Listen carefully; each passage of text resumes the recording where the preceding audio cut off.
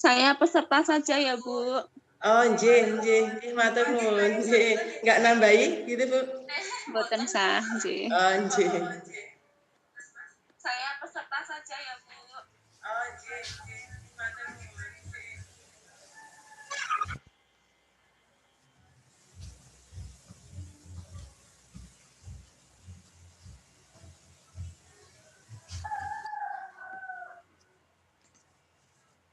Dimulai nggih, Bu nggih? Bapak-bapak? Oke. Sudah jam 7.15.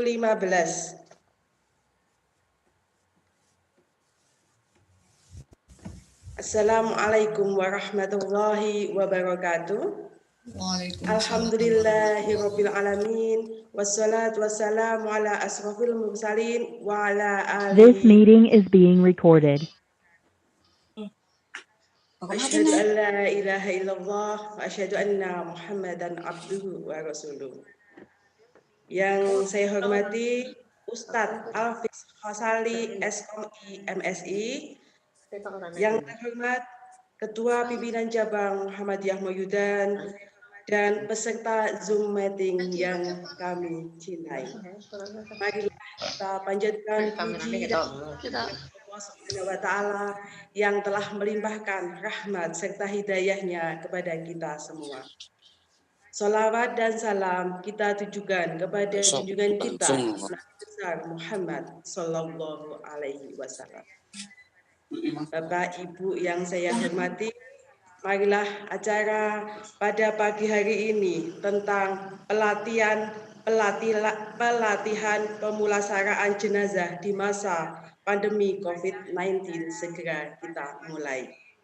Sebelumnya akan saya bacakan susunan acara. Untuk acara yang pertama, pembukaan.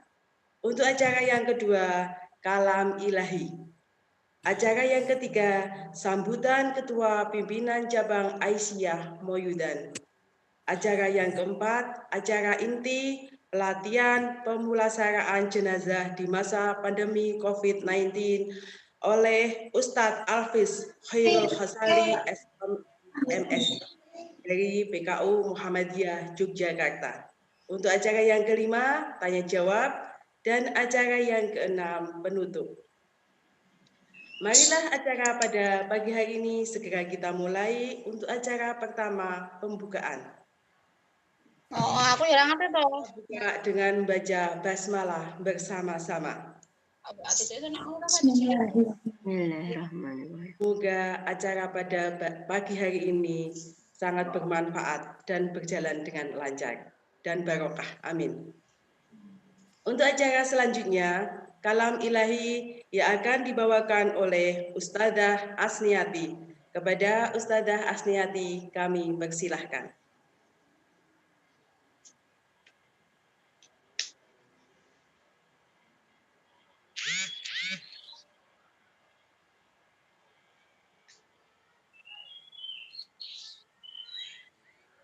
Mbak Asni, dibuka dulu. Belum dibuka itu, masih. Ya. Halo. Ya, makasih. Ya. Assalamualaikum warahmatullahi wabarakatuh.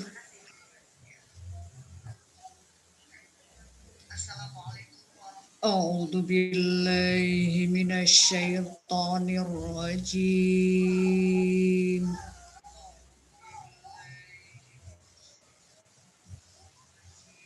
Bismillahirrahmanirrahim.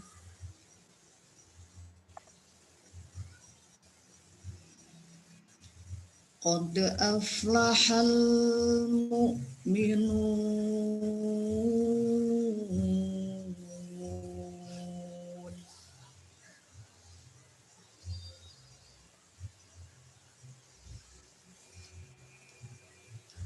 Alladzina hum fi salatihim khashi'un.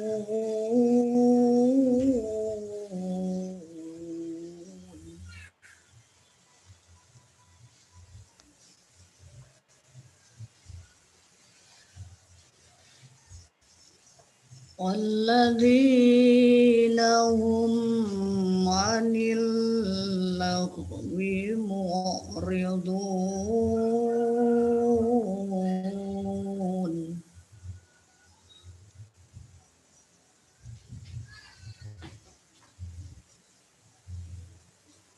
والذين هم للزكاة فاعلون والذين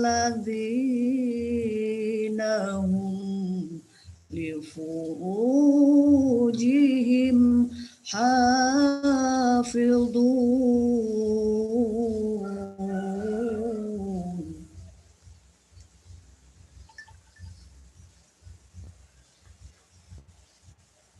إلا على أزواجهم أو ما ملكت أيمانهم فإنهم غير ملومين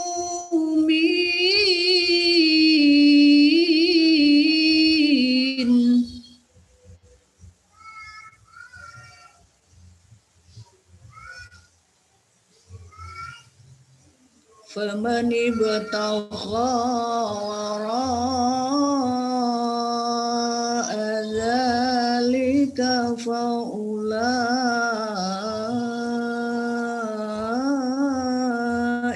هم العادون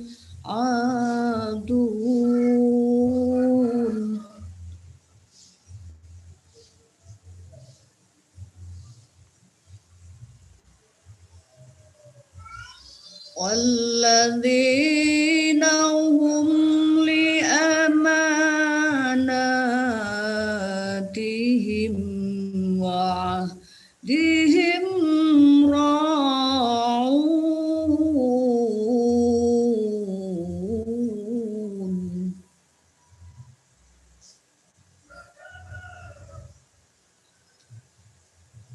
والذين هم على صلواتهم يحافظون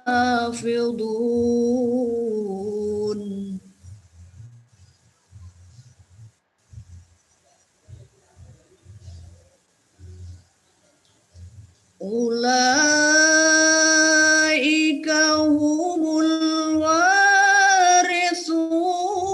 الذين يرثون الفردوس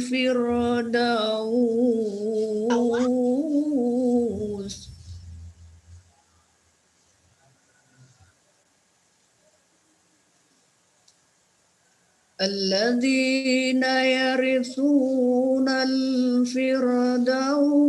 هم فيها خالدون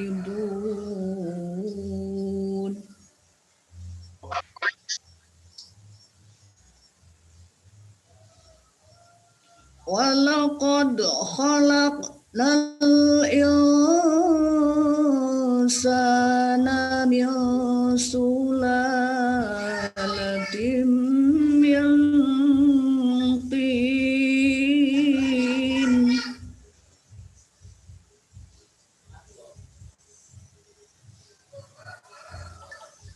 ثم جعلناه نطفة في قرار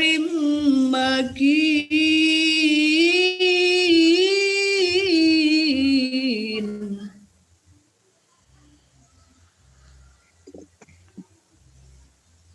ثم جعلناه نطفة في قرار مكين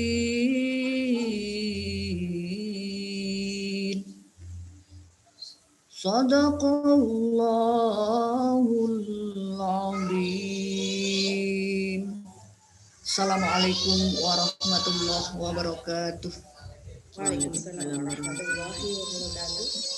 Saya ucapkan terima kasih kepada Ustadzah Asniati yang telah membawakan kalam ilahi Semoga mendapatkan pahala dari Allah Subhanahu wa Ta'ala, dan kita yang mendengarkan mendapatkan ridho dari Allah Subhanahu wa Ta'ala.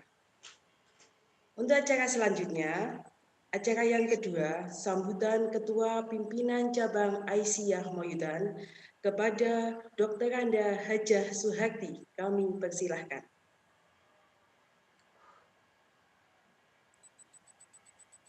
Bisa didengar Mbak suara saya? Ampun Bu, nggih. Oh nggih, nggih. Assalamualaikum warahmatullahi wabarakatuh. Alhamdulillahirabbil alamin. Wassalatu wassalamu ala asrofil anbiya'i wal mursalin wa ala alihi wa ashabihi ajma'in. Rabbi sadri wa yassirli amri wahlul 'uqdatam min lisani yafqahu qawli, amma ba'd. Bapak Pimpinan Cabang Muhammadiyah yang kami hormati, Bapak Ustadz Alfis Khairul Rizoli yang kami hormati, Ibu-ibu pimpinan cabang yang kami hormati, Cabang Aisyah Moyudan yang kami hormati, serta peserta kajian Zoom pada pagi hari ini yang kami hormati juga. Pertama-tama mari kita panjatkan puji dan syukur kehadirat Allah Subhanahu wa Ta'ala bahwa pada kesempatan ini kita bisa mengadakan kajian tentang pemulasaraan jenazah di masa COVID-19. Salawat dan salam kita curahkan kepada junjungan kita Nabi Agung Muhammad Shallallahu Alaihi Wasallam yang telah membimbing kita mulai dari kehidupan pribadi, sosial, masyarakat dari awal sampai akhir zaman nanti. Bapak-bapak, ibu-ibu yang kami hormati, pada kesempatan ini kami mengucapkan terima kasih yang sebesar-besarnya kepada peserta yang telah berpartisipasi aktif dalam menuntut ilmu, walaupun pada kesempatan ini mungkin banyak agenda tetapi masih menyempatkan untuk menuntut ilmu tentang pemulasaraan jenazah. Kemudian kami ucapkan terima kasih juga yang sebesar-besarnya kepada semua panitia ataupun majelis dari majelis lintas majelis tabligh, majelis sosial, majelis kesehatan yang program ini adalah dilaksanakan secara lintas majelis. Alhamdulillah kami ucapkan terima kasih yang sebesar-besarnya dengan dibantu oleh tim bekerjasama dengan tim teknisnya dari PCA Moyudan. Ibu-ibu dan bapak-bapak yang kami hormati, pada kesempatan ini kami dari program dari majelis dari PCA Moyudan mempunyai tujuan mengapa kegiatan ini, kajian ini kita lakukan, karena ini sangat bermanfaat sekali baik pada masa pandemi maupun pada masa tidak pandemi. Ini masih adanya kekurangan tentang pemulasaraan jenazah di masyarakat kita. Apalagi pada saat ini, pada saat COVID-19 ini sangat minim sekali atau sangat terbatas sekali untuk petugas-petugas ataupun tim yang mengadakan pemulasaraan jenazah. Maka dari itu, pimpinan cabang Aisyah Moyudan pada programnya yang dari lintas majelis ini ingin membagi ilmu, dan harapan dari PCA pimpinan cabang Aisyah Moyudan adalah bisa nanti setelah mendapatkan ilmu dari beliau Bapak Alfis Khairul Rizoli Eskom IMSI ini, mudah-mudahan bisa kita pahami, kemudian kita praktekkan di masyarakat sehingga ini akan sangat bermanfaat sekali bagi masyarakat. Nah, ini adalah tujuan kami dari pimpinan cabang Aisyah Mauludan mengadakan program ini. Kemudian pada kesempatan ini juga kami ucapkan terima kasih sekali nggih Pak Alvis yang sudah sangat sibuk sekali bisa menyempatkan waktu untuk membagi ilmunya agar supaya kita nanti mendapatkan pencerahan Pak tentang hal ini. Ini untuk pencerahan ini sangat kami tunggu-tunggu di masyarakat, sangat dibutuhkan. Mudah-mudahan ini nanti akan banyak kader-kader kita yang akan bisa melaksanakan pemulasaraan jenazah pada saat ini dan pada masa yang akan. Tak lupa pula pada kesempatan ini kebetulan Muhammadiyah baru saja pada hari ini itu kita ucapkan selamat Milad Muhammadiyah yang ke-112 tahun, yaitu bertepatan dengan 8 Dzulhijjah tahun 1442. Jadi ini pas sekali nggih. Pada kesempatan ini Muhammadiyah sudah berusia 112 tahun dan alhamdulillah untuk PCM Mauludan saat ini pada waktu pandemi ini sangat sudah berkontribusi banyak sekali berkat kerjasama antara PCM, PCA, kemudian Lazismu dan pihak-pihak yang lain, Puskesmas dan lain sebagainya. Akhirnya kita bisa juga ikut andil dalam mengatasi pandemi di saat ini. Beberapa waktu yang lalu, alhamdulillah dari kita sudah ada tim MCC PCM Mauludan yang ini sudah mulai dari awal pandemi itu sudah melaksanakan hal-hal yang membantu, yang bisa membantu pada hal yang pada masyarakat yang terdampak. Dan pada waktu itu bisa pada majelis kesehatannya juga dari PCM itu bisa mengadakan ambulan yang ini sangat bermanfaat sekali. Setelah ambulan kita jadi, itu alhamdulillah juga bisa memperbaiki ambulan yang sudah ada di Klinik Pratama yang saat ini sudah direnovasi dan alhamdulillah ini sangat bermanfaat sekali pada masyarakat sekeliling kita yang membutuhkan. Mudah-mudahan banyak sekali program-program yang telah dilakukan oleh Muhammadiyah selama 112 tahun ini, khususnya Mauludan ya, ini sangat membantu sekali pada masyarakat. Mohon kerjasama ini kita tingkatkan, kita eratkan kembali agar supaya permasalahan-permasalahan yang ada di masyarakat itu bisa kita atasi. Pada saat ini yang urgent adalah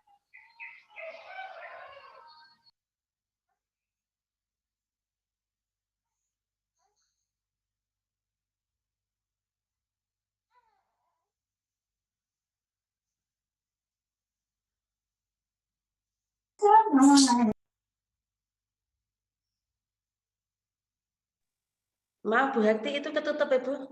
Dibuka lagi Bu, mohon maaf. Bu Hati? mohon maaf ini tadi kepencet ya. Ini tadi kepencet ya. Saya kira itu aja dari kami, tidak maka untuk selanjutnya kita dengarkan bersama nanti dari beliau Bapak Ustadz Alvis Khairul Isoli yang telah akan menyampaikan pencerahan buat kita semua warga Mauludan khususnya, dan yang saya kira ini tadi audiens sudah 79, ini tidak cuma pada masyarakat Mauludan tetapi juga sudah pada di seluruh Sleman dan lain sebagainya. Mudah-mudahan nanti bisa menimba ilmu tersebut. Kami akhiri, billahi taufiq wal hidayah. Wassalamualaikum warahmatullahi wabarakatuh. Waalaikumsalam warahmatullahi wabarakatuh. Saya ucapkan terima kasih kepada Dr. Anda Hajah Suharti, Ketua Pimpinan Cabang Aisyah Mauludan yang telah memberikan sambutannya. Sekali lagi saya ucapkan terima kasih kepada peserta Zoom meeting pada pagi hari ini, dan saya ucapkan selamat Milad Muhammadiyah yang ke-112 tahun. dengan semangat milad Muhammadiyah, bergerak bersama, terus ikhtiar serta tawakal atasi pandemi COVID-19 untuk umat dan negeri. Bapak-bapak, ibu-ibu semua peserta Zoom meeting yang kami hormati, untuk acara selanjutnya inti acara yaitu pelatihan pemulasaraan jenayah di masa pandemi COVID-19. Sebelumnya saya akan bacakan CV pembicara. Pembicara Ustadz Alfis Khairil Khisoli, Sarjana Komunikasi Islam, Magister Studi Islam. Tempat tugas PKU Muhammadiyah Yogyakarta, sebagai manajer Bina Citra dan Dakwah Rumah Sakit PKU Muhammadiyah Yogyakarta, Ketua Tim Rukti Jenazah COVID-19 PKU Muhammadiyah Yogyakarta, dan PKU Muhammadiyah Gamping. Itu tadi CV dari narasumber Ustadz Alfis Khairil Khisoli, SKOMI, MSI. Untuk acara selanjutnya, inti acara, kami serahkan kepada Ustadz Alfis Khairil Khisoli, kepadanya kami persilahkan. Terima kasih. Matur suwun untuk Ibu Yakti. Assalamualaikum warahmatullahi wabarakatuh. Waalaikumsalam. Innal hamdalillah nahmaduhu wa nasta'inuhu wa nastaghfiruh wa na'udzu billahi minasy syururi anfusina wa min sayyiati a'malina. May yahdihillahu fala mudhillalah wa man yudhlil fala hadiyalah. Asyhadu an la ilaha illallah wa asyhadu anna Muhammadan abduhu wa rasuluhu la nabiyya wa la rasula ba'dah. Wa qala Rasulullah sallallahu alaihi wasallam, man kharaja fi talabil ilmi kana fi sabilillahi hatta yarji'a. Wa qala fi hikmati min hadis Rasulullah sallallahu alaihi wasallam, man jalasa qauman majlisan fayadhkarullah wa yusalluna 'alan nabi fahaffathum malaika wa khasyau rahmah. Bapak, Ibu, wabil khusus kepada PCNA Mayudan yang dirahmati oleh Allah Azza wa Jalla, Ibu Suharti dan beserta tim pejuang Aisyah dimanapun berada, dan seluruh jamaah Zoomiyah kajian pada pagi hari ini yang diselenggarakan oleh PCA Mayudan yang dirahmati oleh Allah Azza wa Jalla. Alhamdulillah, puji syukur kehadirat Allah. Pada pagi hari ini kita dapat bertolabul ilmi dan bersilaturahmi. Dua hal yang menjadi kekuatan umat Islam yang akan menjadikan diri kita dan umat ini menjadi umat yang baik, umat yang maju ketika dua hal ini diuri-uri, yaitu silaturahmi dan tolabul ilmi. Maka dalam hadis disebutkan, man kharaja fi tolabil ilmi, barang siapa yang keluar di sini diartikan bukan hanya keluar rumah, keluar biaya pulsa buat Zoom, keluar biaya untuk beli kuota, keluar biaya untuk beli handphone, smartphone, dan lain sebagainya. Ini bagian dari ikhtiar kita untuk tolabul ilmi. Maka insya Allah apa yang kita keluarkan, apa yang kita sedekahkan, apa yang kita ikhtiarkan untuk ini semua akan menjadikan diri kita mudah dan dipermudah oleh Allah untuk kita dapat masuk surganya nanti. Allahumma amin. Selain itu pula Bapak, Ibu, wabil khusus PCA Mayudan yang dirahmati oleh Allah, barang siapa yang berkumpul di suatu tempat atau di suatu forum, dan kali ini kita dikumpulkan dan dipertemukan di dalam satu aplikasi disebut Jamaah Zoomiyah, karena mau nggak mau kita pakai Zoom. Maka insya Allah fahafathum malaika wa khasyau rahmah, akan dijaga oleh Allah dengan para malaikatnya yang datang untuk membersamai kita, dan khasyau rahmah, maka Allah akan beri rahmat kepada kita. Yang tentunya ketika niat kita tulus lillahi ta'ala dalam silaturahmi ini, dalam thalabul ilmi pada pagi hari ini, insya Allah ini bagian dari ibadah kita. Ibu, Bapak yang dirahmati oleh Allah, jamaah Zumiyah pada pagi hari ini yang dirahmati oleh Allah. Tadi sudah diperkenalkan aktivitas kami. Selain saya di PKU, saya juga membersamai teman-teman di KPI UMY, jadi di jurusan Komunikasi Penyiaran Islam Universitas Muhammadiyah Yogyakarta, bersama para dosen di sana untuk mendampingi adik-adik mahasiswa belajar di S1.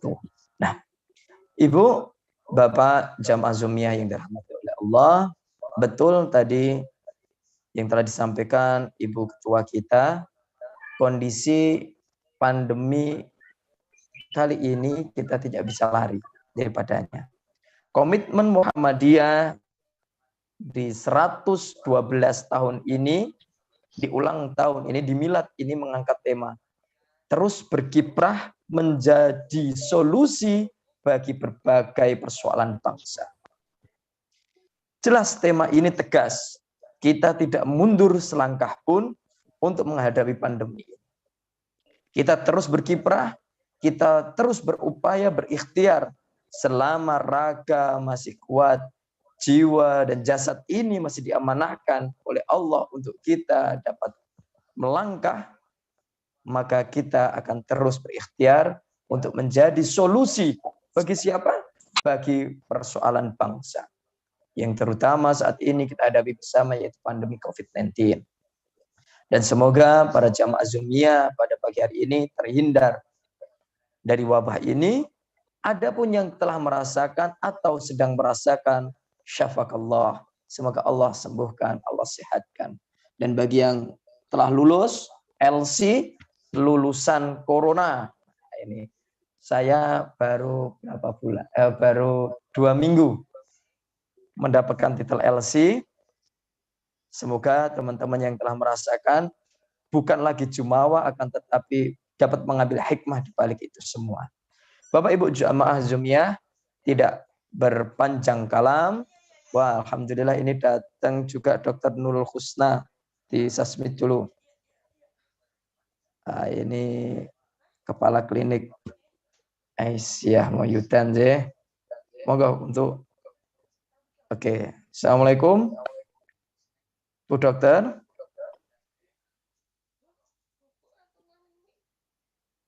Dr. Nurul Husna sedang ya. Jadi nanti kita lanjutkan. Mas Alvis, Waalaikumsalam, Bu Dokter, Masya Allah, ini memperkuat saya ini loh. Memperkuat pergerakan. Alhamdulillah.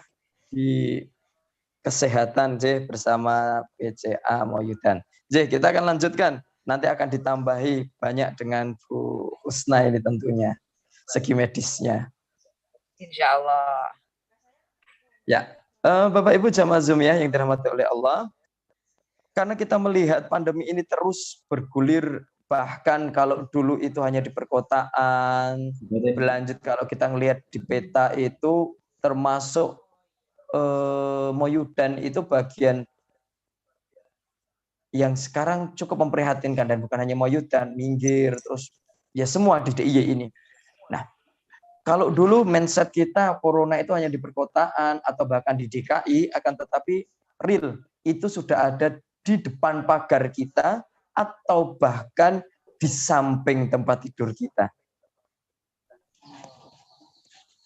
Efeknya atau dampaknya tentu secara psikososial, spiritual semua berubah.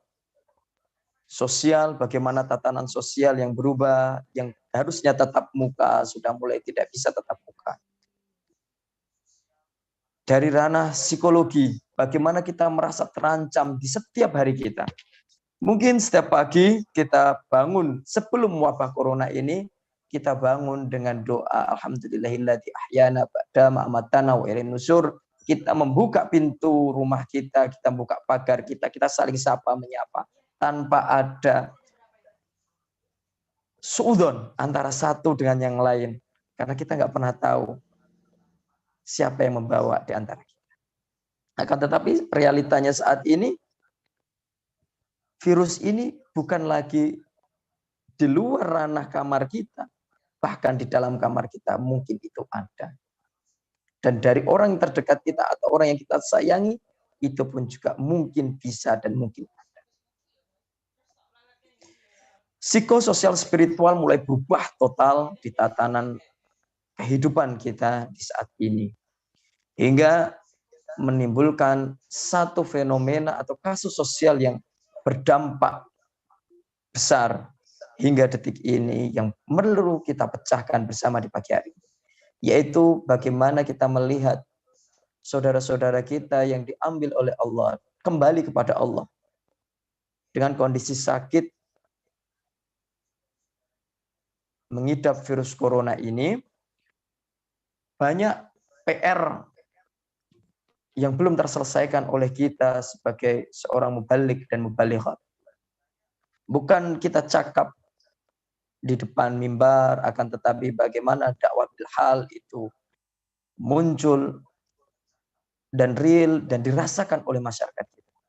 Akan tetapi realitanya yang tadi juga sudah disebutkan, sedikit sekali dari kita yang dapat memahami dan dapat menangani beberapa hal ini, yaitu adalah tajhizul janazah atau pemulasaraan jenazah atau rukti jenazah untuk pasien terdampak COVID-19. Atau juga orang-orang yang isoman, yang tinggal di rumah, yang keluarganya pula terpapar, dan salah satu di antara keluarganya ada yang terpapar. What is solution? Apa solusinya? Tentu kiranya kita perlu menyiapkan tim, kita perlu menyiapkan relawan-relawan yang mana dia bukan hanya berani, akan tetapi juga dibekali ilmu pengetahuan, baik segi agama, fikih, dan juga segi kesehatan. Kenapa demikian? Tentu ketika kita perang besar, maka kita tidak boleh datang di medan perang itu hanya dengan tangan kosong atau hanya dengan niat saja. Karena apa? Dampaknya akan lebih besar. Ketika pandemi ini tidak ditangani dengan baik, dengan ilmu pengetahuan yang baik, dengan dasar agama yang sempurna, maka akan ada keputusan-keputusan yang tidak baik pula. Yang berakibat nanti panjang, bukannya nanti menghentikan lajur penyebaran virus corona, akan tetapi malah sebaliknya menyebarkan.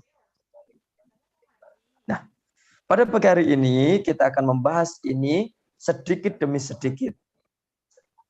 Semoga waktu yang ada, tenaga yang ada, dan kesempatan yang ada ini kita bisa optimalkan. Muhammadiyah melalui MCCC bekerja sama dengan Majelis Tarjih dan Tabligh PP Muhammadiyah sebenarnya sudah menerbitkan tuntunan rukti jenazah atau tajhizul janazah itu untuk kita. Akan tetapi detailnya seperti apa akan kita bahas pada pagi hari ini. Sebelum kita melihat panduan yang ada di Muhammadiyah, maka perlu kiranya kita melihat.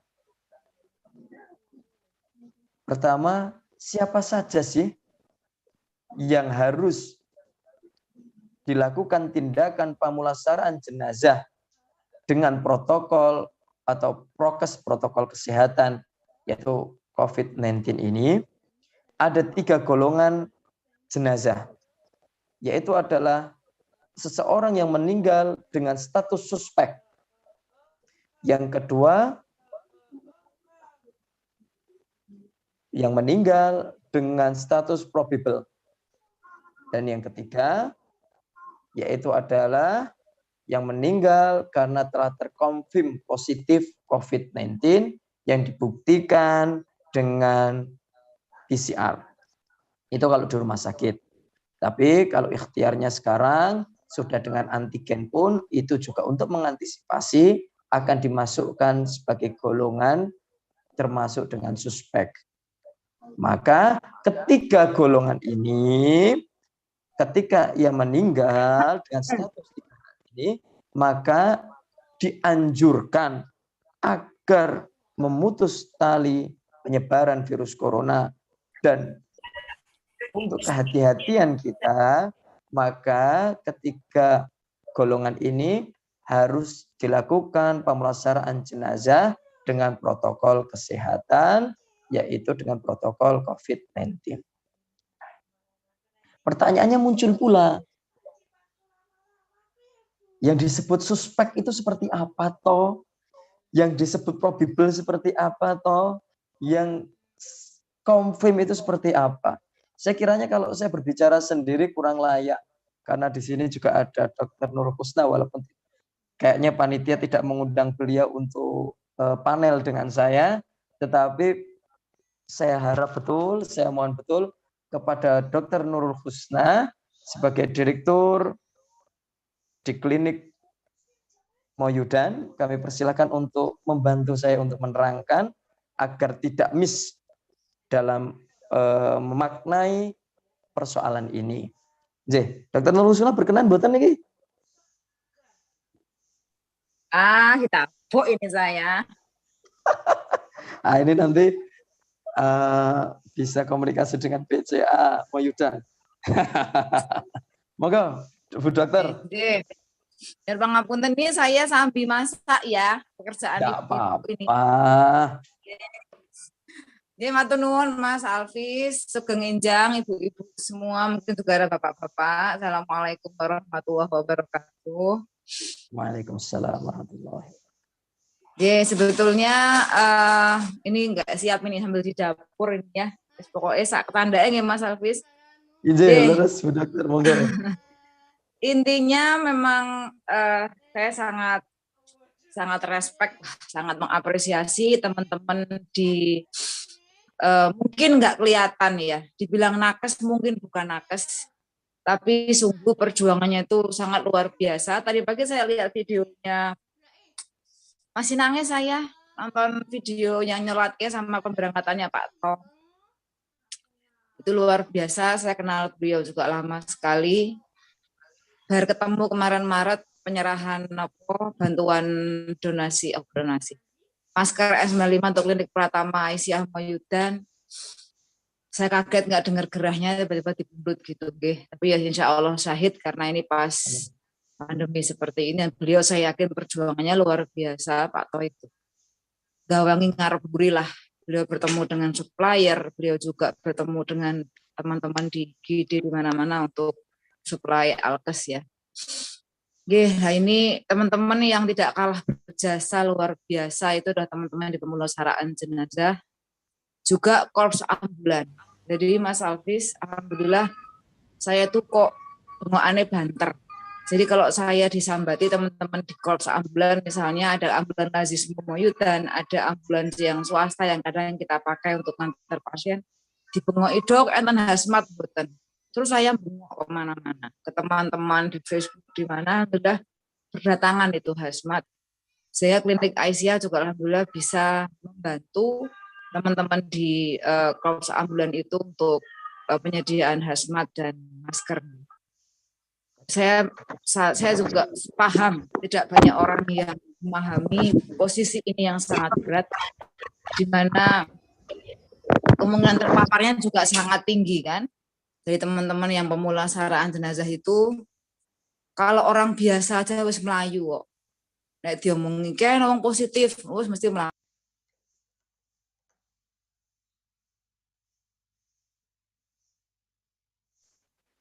Maaf dok, itu ketutup dok mic-nya. Tolong dibuka lagi dok. Oh ya Allah, Oke, maaf. Nggih. Nah, kalau mateni kompor soalnya. Jadi banyak sekali teman-teman yang di pemulasaraan itu mempertaruhkan jiwanya sendiri untuk bisa merukti jenazah dengan semaksimal mungkin, Mas Alvis. Mungkin tidak bisa seideal yang biasanya, tapi harus dirukti lah piye carane. Dan saya dokter di akar rumput, Mas. Saya tidak di rumah sakit. Saya di klinik, mungkin saya pun di manajemen, mungkin saya nggak langsung ketemu pasien. Tapi saya di masyarakat saya juga ngelola pasien-pasien yang isoman. Dan itu luar biasa. Saya sudah menemui pasien yang meninggal saat isoman. Piye bingungnya saya mau nulung gitu. Mungkin awalnya belum meninggal karena istrinya masih teriak-teriak minta dicarikan ambulan, dia isoman tidak bilang, mungkin malu, mungkin takut dikucilkan, sehingga dia nggak lapor. Nah, ketika akhirnya keadaannya gawat, istrinya teriak-teriak, cari ambulan, cari pertolongan, saya tidak ber-APD lengkap, saya juga bingung bagaimana caranya masuk.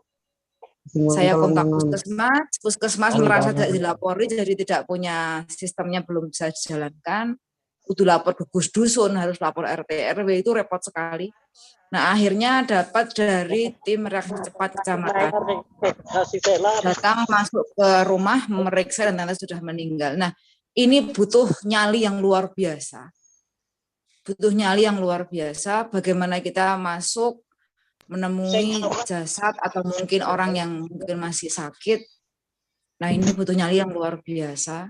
Kemudian ketika sudah meninggal, ya pergi lagi ambulannya, karena harus mendatangkan tim lain yang lebih siap untuk merukti. Nah, ini juga persiapan yang luar biasa. Tidak sembarangan gitu. Nah, tadi kembali ke definisi-definisi tadi ya, siapa sih yang suspek, siapa yang probable, siapa yang positif, yang confirm. Kalau suspek, kalau sekarang tuh di masyarakat itu sudah nggak jelas sebetulnya. Kami yang di bawah ini suka gawe aturan dewe njuan. Kemudian kita harus bikin pemilahan sendiri karena kadang-kadang harus isoman ya. Jadi isoman itu sekarang tidak melulu orang yang ringan. Kalau ketika zaman belum heboh seperti sekarang, mungkin bulan-bulan Januari, bulan itu tuh Februari gitu ya, itu tuh masih bisa dibedakan. Oh, yang gejala ringan tuh di rumah saja, yang berat dibawa ke rumah sakit. Kalau sekarang sudah nggak bisa, karena rumah sakit juga sudah penuh. IGD sudah nolak-nolak. Saya kemarin ngerawat pasien yang saya isoman di kantor yayasan masjid sini, sampai 5 hari itu antre masuk ke rumah sakit. Saya dengan Dr. Wulan, PKU Gamping, sampai kontak intensif ya, memvideo pasiennya saya kirim untuk memastikan orang ini harus segera dibawa ke rumah sakit apa enggak. Itu susah sekali sekarang, hanya untuk bawa ke rumah sakit. Jadi kadang isoman itu sudah tidak lagi ringan gejalanya. Nah, mungkin ini yang disebut sebagai suspek. Karena apa? Mungkin dia baru ada gejala, tapi belum di swab. Kalau boleh milih, saya juga nggak pengen orang positif. Tapi gimana kalau orang sudah bergejala, demam, berbatuk pilek, sudah anosmia, nggak bisa mencium bau, nggak bisa mencap rasa, tapi dia udah nggak enak keluar rumah, udah ora karuan rasane. Jadi mau nggak mau saya yang nge-swab. Nah, ini kan orang yang masih suspek sebetulnya. Masih diduga, masih tentu dia positif. Tapi orang seperti ini, dia belum di swab. Tapi kok ya qadarullah dia wafat, ya harus diperlakukan sebagai pasien COVID. Gitu ya Mas Alvis ya? Kita nggak bisa gambling. Nggak bisa gambling untuk, wah ini kan urung di swab, berarti urung positif. Waduh, sekarang itu udah nggak berani bilang kayak gitu. Karyawan saya sendiri ada. Hari Sabtu masih kerja, awake wis gregesi. Sabtu minggu lalu itu. Terus wis dikunyah-kunyah sama temennya, "Kowe nek awake ra penak langsung mangkat" gitu. Sabtu, kemudian Minggu mulai batuk pilek. Nah, terus Senin udah nggak berangkat. Selasa lapor, "Dok, saya sudah nggak batuk pilek, saya sudah nggak demam, tinggal batuk pilek sedikit. Kapan saya kerja?" Saya bilang, "Ora, tunggu 5 hari, hari Kamis kamu swab." Saya bilang gitu. Mulainya saya itu mulai hari Sabtu kan, mulai ada gregesi. Kemarin Kamis dia swab di klinik, ternyata positif, cobot. Demam cuman semalam. Yang batuk pilek ringan. Kui positif. Jadi kita nggak bisa sekarang tuh nyepelek kayak demam batuk-batuk nggak bisa. Makanya yang belum di swab itu yang namanya masih suspek. Nah, kemudian mungkin dia udah di swab, antigen dan positif. Nah, ini protokolnya adalah diteruskan dengan PCR untuk lebih meyakinkan. Nunggu PCR itu bisa 2 hari, bisa 3 hari. Nah, kok qadarullah nunggu PCR dia wafat, ya ini namanya probable. Jadi sudah antigen positif, tapi menunggu konfirmasi yang sangat confirm adalah PCR, belum keluar hasilnya, ini yang dianggap sebagai probable. Kemudian selanjutnya sudah di PCR, hasilnya sudah keluar positif, mungkin masuk rumah sakit, mungkin isoman, tapi beliau wafat, itu yang namanya konfirmasi. Jadi seperti itu. Nah, kami yang di lapangan kadang harus kreatif nih, Mas. Kudu kreatif. Saya sering kontak sama Dr. Agus Widiatmoko, sama Dr. Maskur. Pokoknya walaupun saya ini di rumah, di akar rumput, tapi kontak saya dengan orang rumah sakit itu luar biasa. Karena apa? Karena keadaan sekarang sudah gawat. Jadi yang di rumah pun jadi sudah gejala berat. Ada yang kanker loh yang saya rawat ki Mas, ngomah loh Mas. Kuwi piye nek ngono kuwi. Ada yang kanker, ada yang komorbid jantung. Wah, setengah mati saya nyariin ambulan, nyariin oksigen tuh dengan segala macam cara. Kenapa nggak dibawa ke rumah sakit? Ditolak. Karena penuh, karena ini, karena itu. Ya akhirnya antre saya ke RSA, untungnya direktur SDM-nya teman saya. Sini aku njaluk KTP-nya di foto. Tak antre ke saturasi ini piro ini. Non sewu, kalau orang awam wis sembuh kuwi. Gitu. Tapi karena saya punya akses, jadi untuk berbagai macam fasilitas. Tapi saya hanya mau cerita bahwa ibu-ibu sekalian, bapak ibu sekalian, tolong jangan sepelekan demam, nggih. Demam, batuk, jangan disepelekan. Kita nggak pernah tahu. Nanti hari kelima dari mulai muncul gejala, swab. Swab, kalau memang negatif, jangan bahagia dulu. Karena kita harus tunggu 2 kali 24 jam untuk swab ulang. Kalau swab ulangnya negatif, ya sudah, insya Allah aman. Yang tetap harus isoman, paling nggak 7 hari. Tapi kalau misalnya nanti bisa pulang ternyata positif, lanjut PCR. PCR penuh dok, antre puskesmas belum dipanggil-panggil untuk PCR. Ya sudah, anggaplah panjenengan positif. Isolasi mandiri, minum suplemen, minum obat yang diperlukan. Seperti itu. Monggo kontak klinik Aisyah Mayudan gratis. Saya sakit gini obatnya apa? Gratis. Kontak saya Japri. Alhamdulillah. Monggo niki. Kerjaannya setiap hari kayak gitu Mas sekarang. Nah, terus gini satu lagi nggih. Bagaimana yang nggak mau swab? Wah, ini langka tapi nyata. Nggak langka sekarang, sering sekarang. Banyak yang takut dibilang positif. Jadi, aku wedi aku swab, aku nggak di-covid kan. Engko nggak digawe positif. Masya Allah, saya itu yang nggak mau ketemu orang positif. Gimana saya mau mengcovidkan sesuka hati. Jadi kalau ada yang nggak mau oke, loh kurang luwes gimana kami itu di lapangan. Pak jenengan demam, ada hilang penciuman, jenengan mestinya swab, juga COVID, nggak mau kan? Sudah kalau nggak apa-apa, res, apian atau dokternya, apa-apa rasa swab, tapi harus tetap isolasi 10 hari. Anggap diri jenengan positif. Isolasi 10 hari, pisahkan dari anggota keluarga yang lain, makan minumnya, makanan apa dipisah, alat-alatnya, aksesnya harus sendiri. Kalau rumah nggak bisa dikondisikan gitu, ke shelter. Nah, kalau nggak mau swab ya kayak gitu. Tetap harus isolasi 10 hari, silahkan WA saya setiap hari, saya kontrol, minum obat apa, dan sebagainya. Jadi niku, ibu-ibu sekalian, kondisi sekarang seperti itu, dan saya dapat kabar tadi malam, rumah sakit kita yang besar sekali itu, Sarjito, juga sudah menipis sekali oksigennya. Kabarnya mintakan jam 6 pagi ini persediaan oksigen. Jadi ini bukan sembarangan, ini nggak main-main. Kita harus sangat ketat menerapkan protokol kesehatan dan PPKM.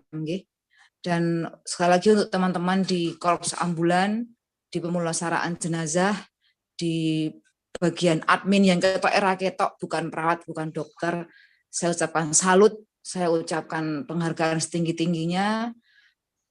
Apa yang bisa dibantu klinik Aisyah, apa hazmat, apa nanti kita bantu ikut carikan, dan mohon doa nggih Bapak Ibu untuk teman-teman yang nggak kelihatan ini, mungkin malah ngeregoni nang dalan, wing ambulan itu adalah orang-orang yang sebenarnya bukan nakes tapi punya jiwa yang luar biasa untuk menolong. Dari saya itu Mas Alvis, monggo dilanjutkan. Ngapunten nggih. Ya, terima kasih banyak. Jadi Ibu-ibu jamaah Zumiyah, Bapak Ibu jamaah Zumiyah yang dirahmati oleh Allah, sudah jelas ya. Ada 3 kelompok yang akan nanti kita lakukan, akan kita tindak dengan pemulasaraan jenazah dengan protokol COVID-19. Sudah jelas kenapa dan siapa. Nah, tentu dengan ini, maka mari masyarakat di sekeliling kita jangan sampai juga antipati. Karena merasa, kok nggak dimanusiakan ya, caranya kok kayak gini, bla bla bla. Nanti kalau kita belajar, insya Allah kita akan sadar betul poin-poin mana yang akan kita ikhtiarkan semaksimal mungkin. Nah, sampun untuk 3 golongan tadi ya, sudah clear. Nah, sekarang siapa yang boleh melakukan pemulasaraan jenazah dengan protokol COVID-19? Tentu kita semua. Karena sejelasnya bahwasanya orang yang meninggal itu punya hak. Haknya apa? Dimandikan, dikafani, disolatkan, dan dikebumikan. Dan ibadah ini yaitu fardu kifayah. Kalau semua di antara kita tidak ada yang melakukan, tentu kita mendapatkan dosa sama. Di Mayudan nggak ada tim pemulasaraan jenazah COVID, dan ada yang meninggal dengan COVID dan tertelantarkan, maka kita semua kena. Na'udzubillahi min dzalik. Maka pagi hari ini kita akan siapkan dari tata caranya dan dasarnya. Semoga nanti di akhir kita akan diskusi dan kita siapkan mental. Ketika nanti akan ada betul tim yang dibentuk, saya minta nanti pelatihannya tidak model Zoom. Tidak apa-apa, kita tetap muka, tetapi sangat terbatas. Inti-intinya saja, 5 orang atau 3 orang atau 4 orang itu kita latih. Insya Allah kalau ada waktu dan ada kesempatan, kami akan datang untuk mendampingi Bapak Ibu semua. Bukan hanya di Mayudan, tetapi dimanapun ketika kami bisa menjamah ranah itu, insya Allah komitmen kami di PKU Muhammadiyah Jogja maupun Gampeng, kita akan berkhidmat untuk umat.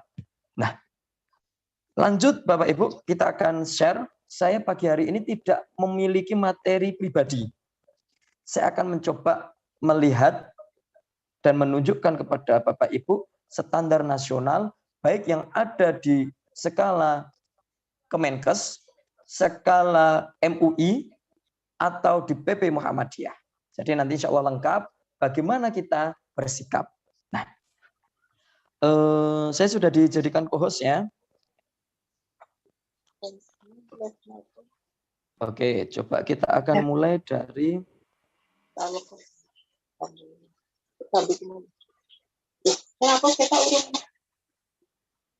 oke.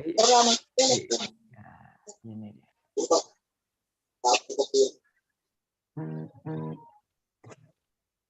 Sudah terlihat, J? Oke, coba saya ulang. Oke, sebentar, saya ulang dulu.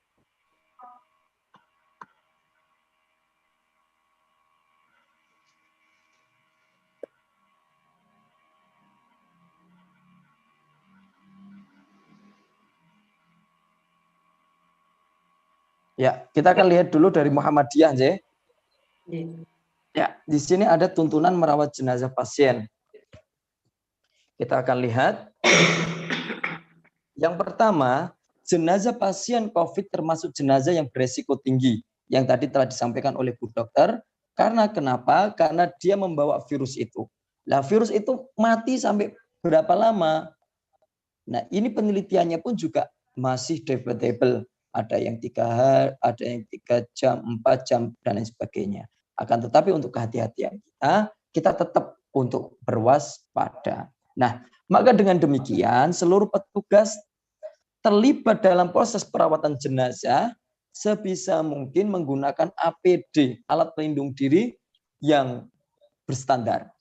Nah, seperti apa?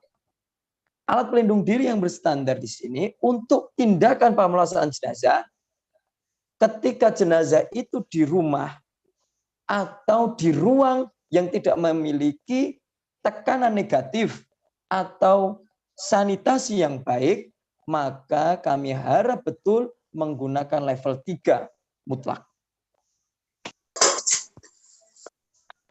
Nah, apa level 3 itu? Jelas masker N95, terus masker bedah, hazmat, kacamata Google, sarung tangan nanti berlapis, sepatu boot, mungkin ditambah cermek dan lain sebagainya. Itu yang pertama.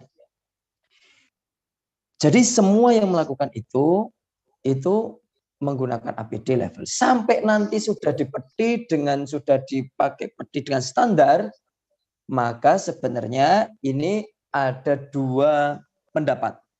Sudah tidak perlu dengan level 3 dan kita turunkan dengan level 2, ini bagi untuk teman-teman tim pemakaman atau ambulan pengantar jenazah yang telah disucikan, sekali lagi ya, jenazah yang sudah disucikan dengan protokol COVID, maka boleh dengan level 2 atau tetap level 3. Seperti kalau kita melihat sekarang gerakannya Kauman, itu kalau memakamkan tidak lagi dengan level 3, tetapi level 2, yaitu hanya baju tindakan, masker, Google, tutup kepala, sepatu boot, sarung tangan, itu cukup. Jadi tidak pakai hazmat. Jadi itu masih perdebatan. Monggo nanti mau di lapangan mau pakai yang level 2 atau level 3, itu melihat kondisi kemampuan masing-masing.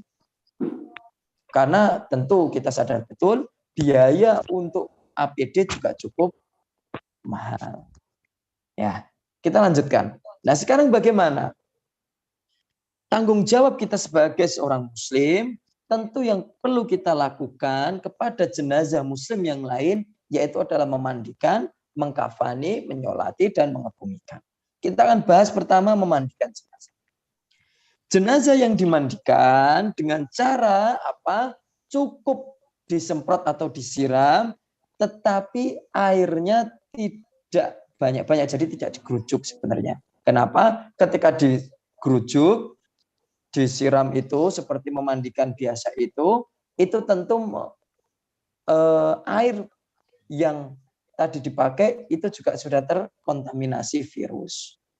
Maka ketika sanitasinya tidak baik, jadi pengairannya tidak baik, dan tekanan udara di ruangan itu tidak negatif, maka jelas akan sangat beresiko. Ya, sekali lagi akan sangat beresiko. Maka di sini tuntunannya apa? Cukup disemprot. Di lingkungannya dikontaminasi terlebih dahulu. Setelah itu tentu kita doakan. Setelah kita doakan, kita niat karena Allah untuk memandikan, maka kita akan semprot pula. Nah, sekarang semprotnya pakai apa? Tentu kalau untuk memandikan jenazah, saya lebih cenderung tidak pakai Krolin 0,5. Akan tetapi kan bisa kita menggunakan Dettol yang sudah itu juga membunuh bakteri atau virus. Kita pakai Dettol itu mohon maaf pakai merek lagi. Ya pakai cairan-cairan seperti itu yang wangi dan lain sebagainya, gunakan itu untuk membasahi jenazah. Nah, membasahi jenazah ini juga dimulai dari anggota wudhu, dimulai dari kanan, seperti halnya memandikan. Ya kan? Seperti itu. Jangan lupa kotorannya, najis depan belakangnya pun juga dibersihkan. Ya, seperti itu. Jadi, urutannya disemprot terlebih dahulu seluruhnya, ruangannya disemprot, setelah ruangannya disemprot, nanti jenazahnya juga disemprot dengan cairan-cairan itu. Setelah itu dicek dia mengeluarkan kotoran atau tidak. Ketika dia mengeluarkan BAB, maka secara manusiawi kita bersihkan. Walaupun tentu kalau ditanya segi medis seperti apa, jelas sangat beresiko. Sangat beresiko. Akan tetapi kalau kita tadi sekali lagi pakai APD level 3, maka kita baru bisa seperti itu. Kita bersihkan tinjaknya baik depan maupun belakang. Kalau sudah bersih, kita lepas seluruh pakaiannya, kita lap semua. Nah, ngelapnya pakai apa? Sebisa mungkin pakai sejenis tisu basah, waslap basah yang sudah khusus. Biasanya itu kalau di rumah sakit digunakan untuk memandikan pasien-pasien. Nah, nanti coba tanya di apotek, itu nanti ada. Lap untuk memandikan, tapi lap basah. Jadi modelnya nanti kayak waslap itu sudah cairannya juga, itu juga termasuk cairan yang untuk membunuh kuman.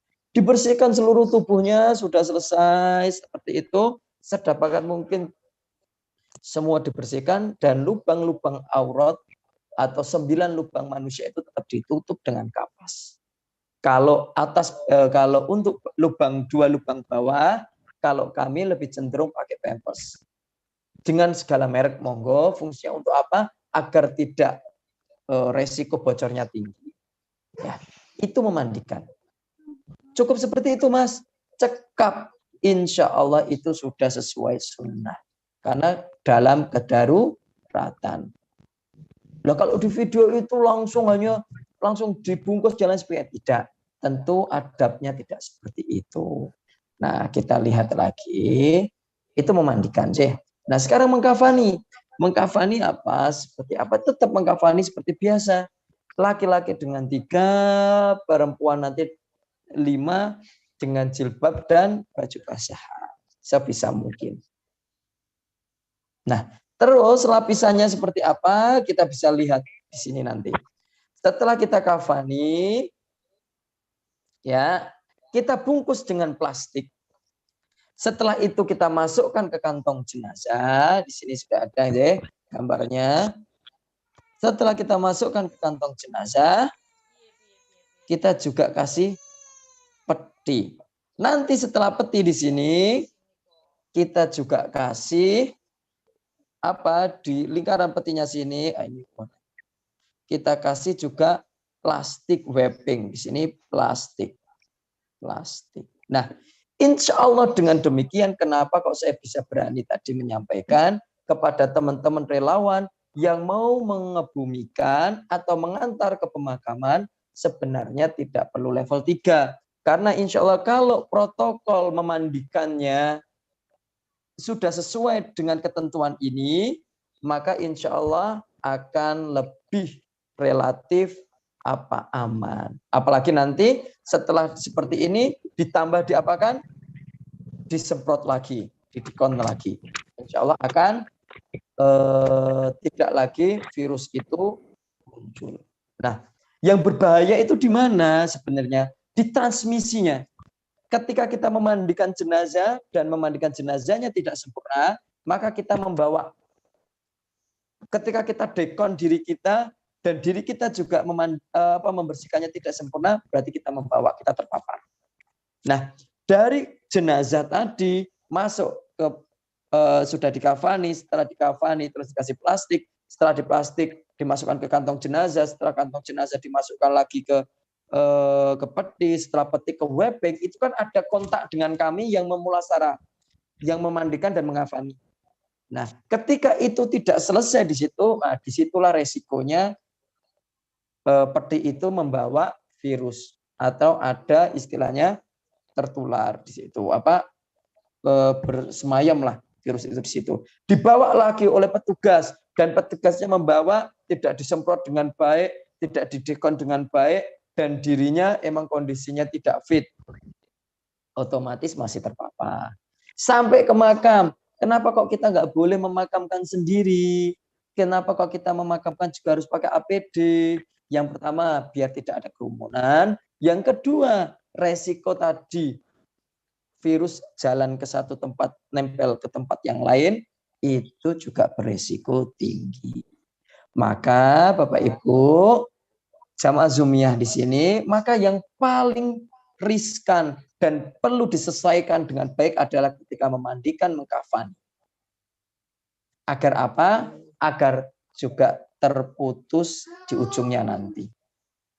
Ngaten nggih? Nah, ini mengkafani. Nah, terus memandikan seperti apa? Kita akan lanjutkan.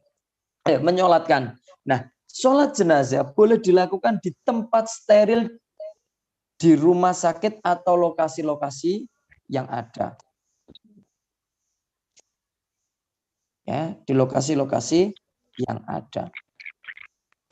Contoh ya, kalau kita bawa jenazah itu sebelum kita makamkan, maka ya sudah, di mana ada tempat itu mobil kita tempatkan, kita sholatkan di situ. Apakah perlu dikeluarkan? Tidak perlu.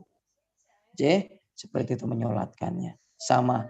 Tetapi juga lagi-lagi ketika menyolatkannya pun juga dengan protokol agar tidak berkerumun.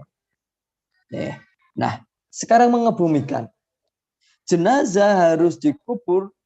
Ini dulu selambat-lambatnya 4 jam setelah kematian. Akan tetapi karena kondisi relawan yang sangat terbatas, kemampuan dan kesiapsiagaan kita yang terbatas, maka adanya apa istilahnya? Antrian dalam pemakaman. Karena timnya itu saja. MCCC Sewon, BPBD, PMI, baik yang di kota, Bantul, mau ya itu saja. Maka kiranya dengan pelatihan ini, insya Allah Bapak Ibu mulai lagi berpikir dan menyiapkan relawan. Kalau mentalnya sudah siap, kapan kita pelatihan, kita datangi ke rumah. Kalau lewat Zoom-nya seperti ini, tentu untuk perawatan dan pelatihan secara detail kita sangat terbatas. Kita akan umumkan, kita akan sampaikan umumnya saja. Nah, jenazah langsung dibawa ke tempat pemakaman tanpa transit. Maka kenapa kok dari rumah sakit ataupun dari rumah ataupun dari satgas biasanya bilang ke keluarga, edukasi ke keluarga, ngapunten tidak perlu disemayamkan di masjid atau di mana, langsung dibawa ke makam, akan kita kebumikan langsung. Nah, fungsinya sepertinya apa? Ya untuk menjaga semua biar tidak ada transmisi. Jadi jalannya penyakit itu atau virus itu dari satu tempat ke tempat lain, Kita menghindari itu. Langsung ke pemakaman, kita bumikan, sudah cukup. Kayak gitu. Nah, ini dari MCCC. Kita akan lihat lagi dari otoritas yang lain.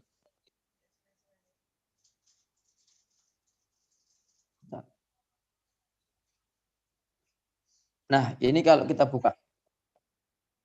Ini dari keputusan Kementerian Republik Indonesia di 2021.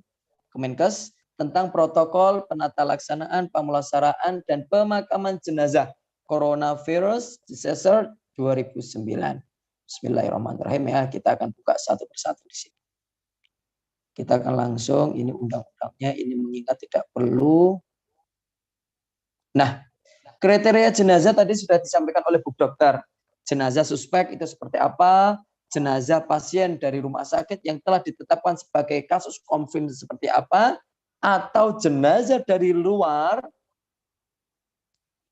yaitu jenazah yang dari luar rumah sakit atau orang-orang yang isoman yang memenuhi kriteria konfirm atau suspek. Sekarang probable saja itu sudah masuk langsung. Baik sebelum dan setelah otopsi klinis. Jadi kata-kata otopsi klinis ini bukan terus anggota tubuhnya diambil dan sebagainya. Otopsi klinis ini yaitu adalah screening klinis.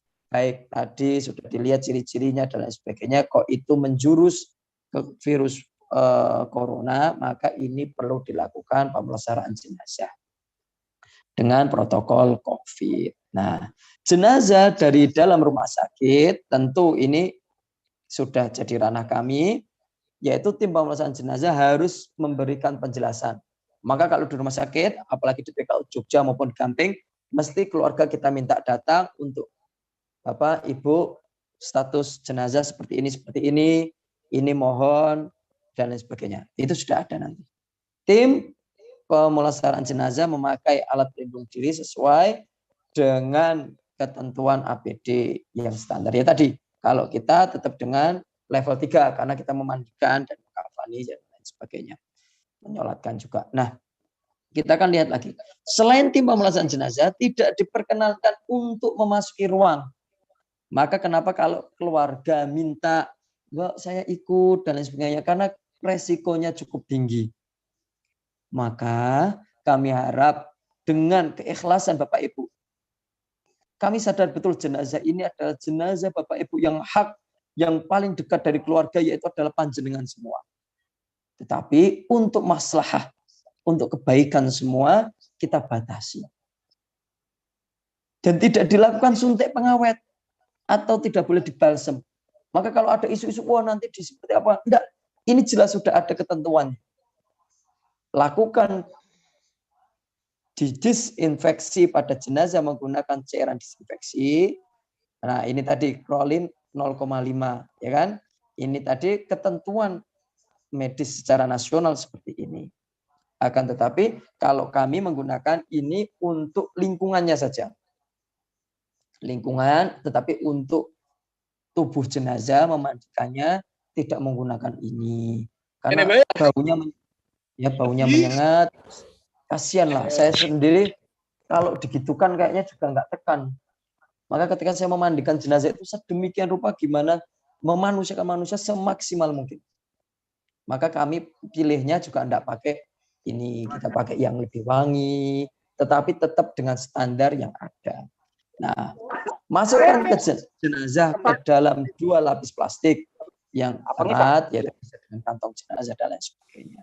Nah, setelah jenazah dibungkus dengan ketentuan sebagai yang dimaksud yang tadi di atas, jenazah dimasukkan dalam plastik, terus tetap didekon lagi, dimasukkan kemana? Ke kantong jenazah, maka bisa dilakukan yang lain, yaitu dimasukkan ke peti. Nah, ini dari Kemenkes Bapak Ibu. Jadi Muhammadiyah, Kemenkes, bahkan nanti akan kita share MUI-nya seperti apa. Insya Allah kita tidak menyalahi, dan bagi yang tertimpa musibah saudaranya meninggal dengan kondisi ini, jangan berkecil hati. Insya Allah itu sudah sah, sudah dimandikan, dikafani, disolatkan, disempurnakan sudah. Maka kita yakini. Kalau nggak yakin di rumah sakit umum, ya sudah minta ke tim relawan Muhammadiyah. Seumpama. Tetapi insya Allah semua sudah satu kata, iya sekata dengan standar yang sama. Hanya biasanya mungkin doanya yang berbeda. Itu kan ya biasa. Karena setiap golongan dia punya keyakinan dan pemahaman masing-masing. Nah, karena ini konteksnya pengajian di Muhammadiyah, maka kita sampaikan di Muhammadiyah seperti itu tadi. Nah, oke, ini sudah ya dari Kemenkes. Nah, coba saya akan cari dokumen lagi dari MUI. Nah, kenapa kok saya dapat banyak? Karena saya pelatihan di awal-awal pandemi itu, kami diminta untuk pelatihan bersama BNPB, bersama MUI, sama Kemenkes. Nah, ini sekarang materi ketika kami dapatkan 1 tahun yang lalu, ketika masih gencar-gencarnya penolakan ini jenazah COVID. Katanya jenazah COVID nggak dimandikan, nggak dikafani, nggak disolatkan, dan lain sebagainya. Dan bla bla bla bla bla. Kita melakukan kajian dan ini hasilnya dan ini pelatihan kami. Kita akan buka. Betul. Nanti di sini mungkin kalau Bapak Ibu cermati ada beberapa yang ganjal. Iya, itu untuk keamanan bersama. Tetapi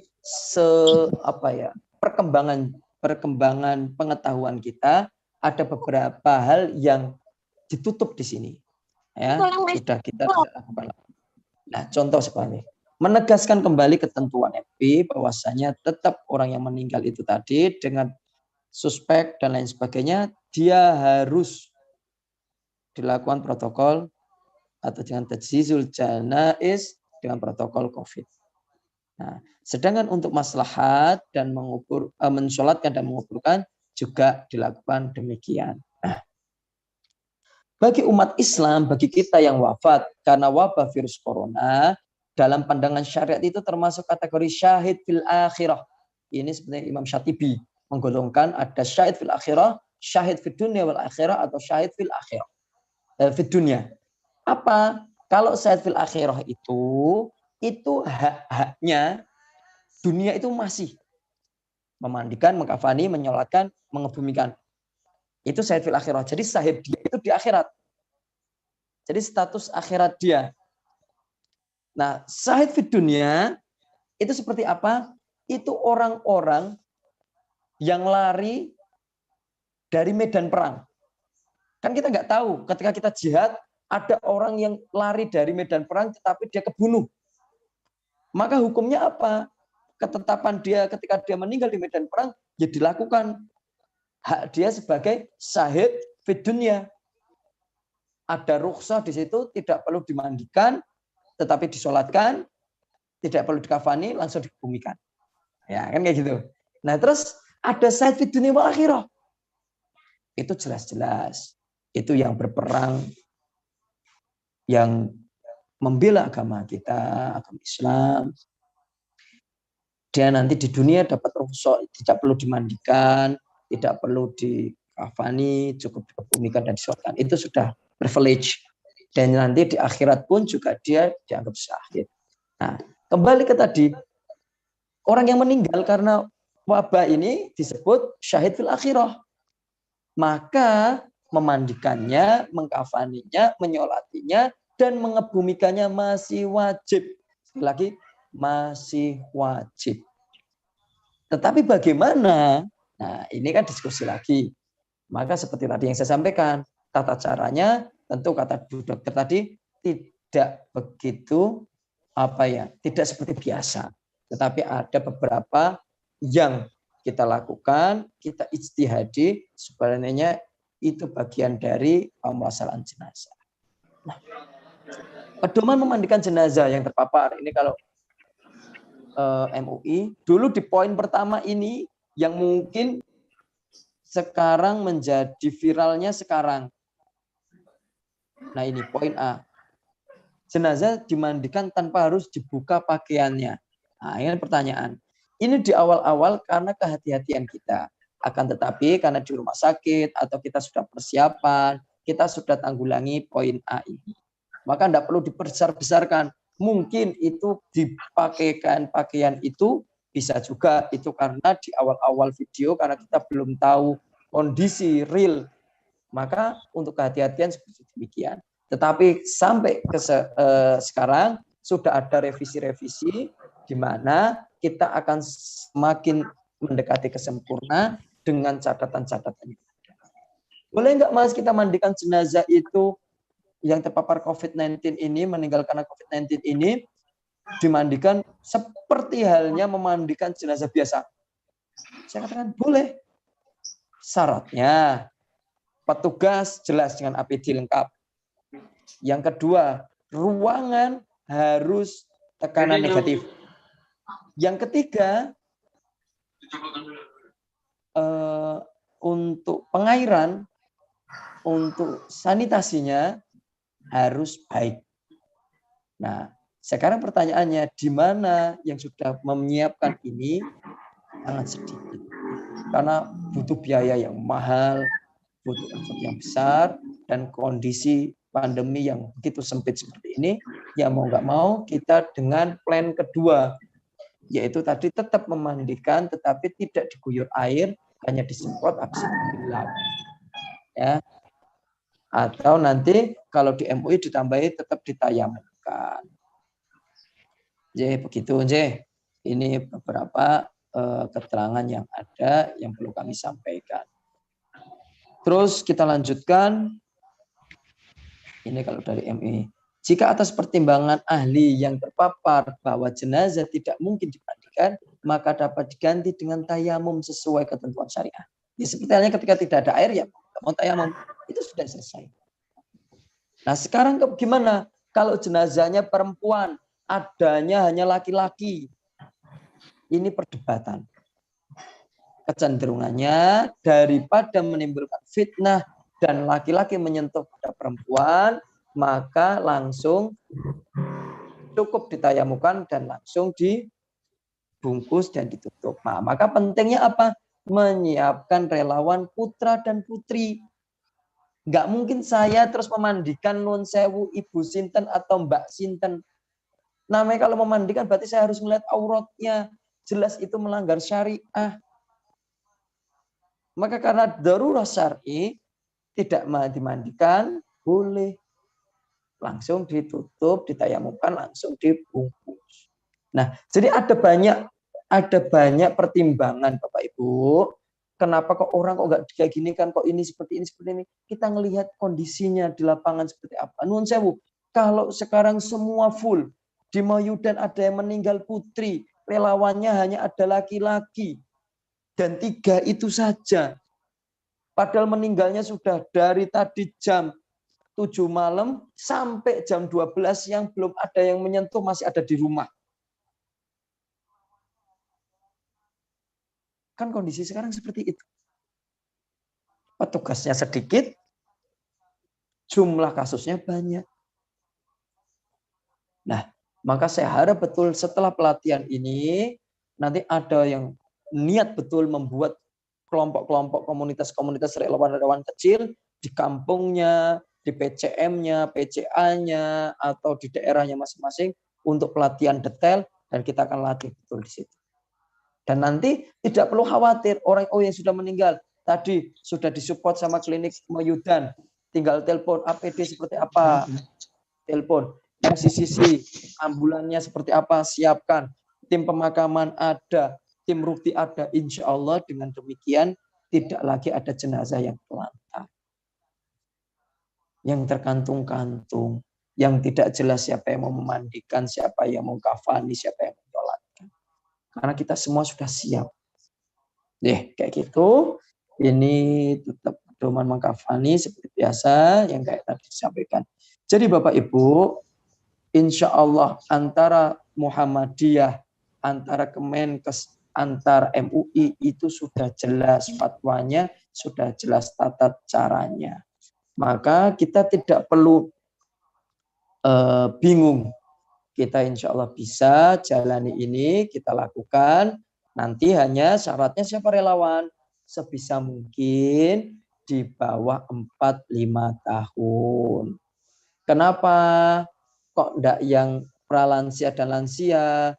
Jelas tenaganya. Bagaimana nanti dia pakai hazmat dan pakai N95. Ndah pengape nanti berapa jam. Malah nanti loro dewe. Wong kami saja, baik Jogja maupun Gamping, jujur, tim kami yang melakukan pemulasaran jenazah COVID itu, yang PKU Gamping itu sudah yang terpapar sudah 3 petugas kami. Otomatis, wong binarohannya hanya ada 6, hanya yang jalan 3. Kalau sehari permohonan pemakaman rukti jenazah itu ada 6, berarti sehari itu sudah 6. Minimal untuk 1 orang itu 1,5 jam. Kalau 6 orang dan selalu setiap hari 3 orang itu luar biasa. Maka kita terpapar itu sudah 3. Yang PKU Jogja juga 3, salah satunya saya. Jadi kalau di Gamping itu supervisornya kena, kalau di Jogja itu manajernya yang kena. Sama yang turun kena semua. Tapi enggak apa-apa. Itu bagian. Bukan menakut-nakuti, tapi ini bagian dari jihad kita. Bismillah, monggo kami mendukung betul PCA Mauyudan untuk membuat tim-tim khusus yang akan kita latih. Nanti nggak perlu jauh-jauh, mau disediakan di Mauyudan silahkan.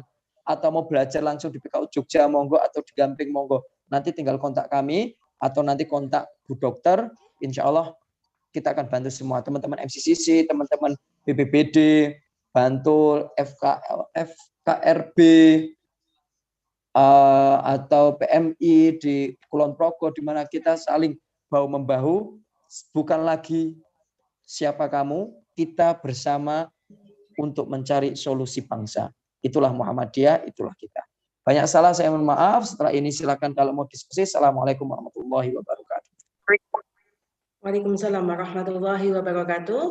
Saya ucapkan terima kasih kepada Ustadz Alkis yang telah memberikan penjelasan tentang pemulasaraan jenazah di masa pandemi COVID-19. Untuk acara selanjutnya, kami persilahkan untuk tanya jawab. Bagi yang ingin bertanya langsung hidupkan mic. Monggo silahkan.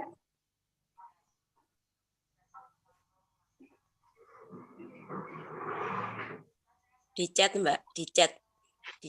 Oh ya, ya berhubung belum ada yang secara langsung, ini di chat ada, ya mohon maaf dari Bu Zuli PCA Mauyudan. Izin bertanya Ustadz, kriteria untuk relawan pemulasaran jenazah COVID-19 dan minimal berapa personel setiap timnya. Karena insya Allah di BPC Al-Mawitan akan membentuk pembentukan tim pemulasaran jenazah. Oke, Ustadz, monggo silahkan. Ya. Putri atau putra? Kalau putri, Putri, insya Allah yang putra udah ada. Ini untuk yang putri. Oke, untuk yang putri, 2 putri, 2 putra, sekali jalan untuk yang putri. Kenapa? Karena biar tidak capek di putri. Yang putri khusus dia memandikan, menyentuh tubuh sampai dia mengkafani. Untuk mengangkat jenazah dan lain sebagainya itu putra. Jadi satu tim ketika ada jenazah putri, itu yang kita terapkan kalau di rumah sakit, 2 laki-laki, 2 perempuan. Perempuannya dia fokus untuk mensucikan, mengkafani, nanti yang mengangkat, terus membalik dan lain sebagainya itu yang putra. Kalau semua putri, saya takutkan tenaganya, nuan saya bukan meremehkan, tapi kan ada porsi tenaga laki-laki itu kadang lebih daripada perempuan. Nah, untuk biar tidak capek, ketika ada jenazah putri, maka 2 putri, 2 laki-laki itu terjun satu waktu. Ya, satu waktu terjun kayak gitu. Maka untuk pelatihan ya sebanyak mungkin. Buat aja nanti setiap tim itu karena putri ya kita anggap aja nanti 3 tim ya berarti 6 orang kita latih betul-betul, sama nanti laki-lakinya siapa kita latih. Kayak gitu. Jadi kayak gitu Ibu. Oh iya, makasih Ustadz. Ini ada pertanyaan lagi Ustadz dari Bu Desi ya, Bu Desi. Ustadz, kalau ada tekanan udaranya harus negatif, kalau misalnya dimandikan di luar ruangan pripun nggih? Dari Bu Desi. Ya, di luar ruangan itu tentu pertama mudorotnya cukup banyak. Pertama nanti akan menimbulkan kerumunan. Yang kedua, pengairannya itu lari kemana? Kan dipikirkan itu. Terus pengairannya gimana? APD petugasnya. Betul itu nanti udaranya udara bebas langsung. Tetapi kontak air dan lain sebagainya itu juga masih menimbulkan pertanyaan. Maka kalau kami relatif menganjurkan tetap dengan model yang kedaruratan tadi. Yang kedua, ketika jenazah itu mau ditaruh di situ, berarti kan itu diangkat jenazah itu. Ketika diangkat berarti kan ada pemindahan kontak dari satu tempat ke tempat lain dari sumber virus. Berarti itu kan PR lagi. Dari kamar, contoh, dari kamar pindah ke halaman. Dari halaman nanti lagi dipindah lagi kemana dan lain sebagainya. Nah, ini yang menjadikan kalau kami lebih mengutamakan untuk dengan model apa istilahnya nggih, yang tadi dengan kedaruratan, jadi cukup disemprot, yaitu kita ngelihat Muhammadiyah jelas satu kata, MUI iya, Kemenkes iya. Kurang apa lagi kita mau berfatwa dengan siapa kalau sudah Muhammadiyah iya, terus Kemenkes iya, BPBD iya, BNPB iya, Kemenkes iya, MUI iya, kurang apa? Kurang dalil apa kita? Kalau saya seperti itu, karena nun sewu, apakah saya sudah sepandai mereka? Kan juga enggak. Maka saya hanya mengikuti fatwa-fatwa dan anjuran-anjuran yang ada di Muhammadiyah maupun di MUI atau Kemenkes dan lain sebagainya. Kayak gitu. Ya, terima kasih Ustadz. Ini ada lagi pertanyaan dari Dr. Nurul Husnan. Ya, Dok. Berarti ruangannya sebaiknya khusus ya, gitu. Dari Dr. Nurul.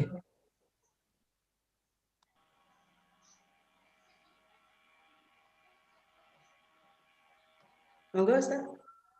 Keberapun? Ini ada dari Dr. Nurul Husna. Ruangannya sebaiknya khusus ya Ustaz? Ya, ruangannya khusus. Ketika ya, yang penting jangan campur dengan pasien yang lain atau keluarga yang lain. Kalau cari tempat yang khusus, karena kalau semua di rumah sakit kita lihat betul psikologi orang nanti ngelihat temennya meninggal terus dilakukan pemulasaran di sampingnya itu langsung sesek biasanya. Setelah sesek nggak stabil. Maka kita cari tempat-tempat yang layak agar pasien yang lain, seumpama ini di rumah sakit ya, tidak melihat. Kalau di rumah, ya di mana dia meninggal, ya siap di situ kita lakukan pemulasaran dengan melihat skema peta rumah. Jadi kalau kami diminta untuk datang ke rumah pemulasaraan, sebelum saya mengiyakan, biasanya saya visit dulu untuk cek lokasi. Memungkinkan enggak, mau kita mandikan di mana, tempatnya di mana, dekontaminasinya di mana. Kami sebagai tim yang telah memandikan terus mau membersihkan diri di mana. Jangan sampai jenazahnya petinya bersih tapi saya membawa. Terus saya keluar malah saya menulari orang lain. Nah, itu juga konsekuensi dan resiko yang dihadapi. Maka kita sebisa mungkin, seminimal mungkin kita batasi gerak kita. Monggo, lanjut. Terima kasih. Untuk selanjutnya, tadi saya melihat ada yang angkat tangan, Bu Nuning. Monggo, kami persilahkan. Ya, Bu Nuning.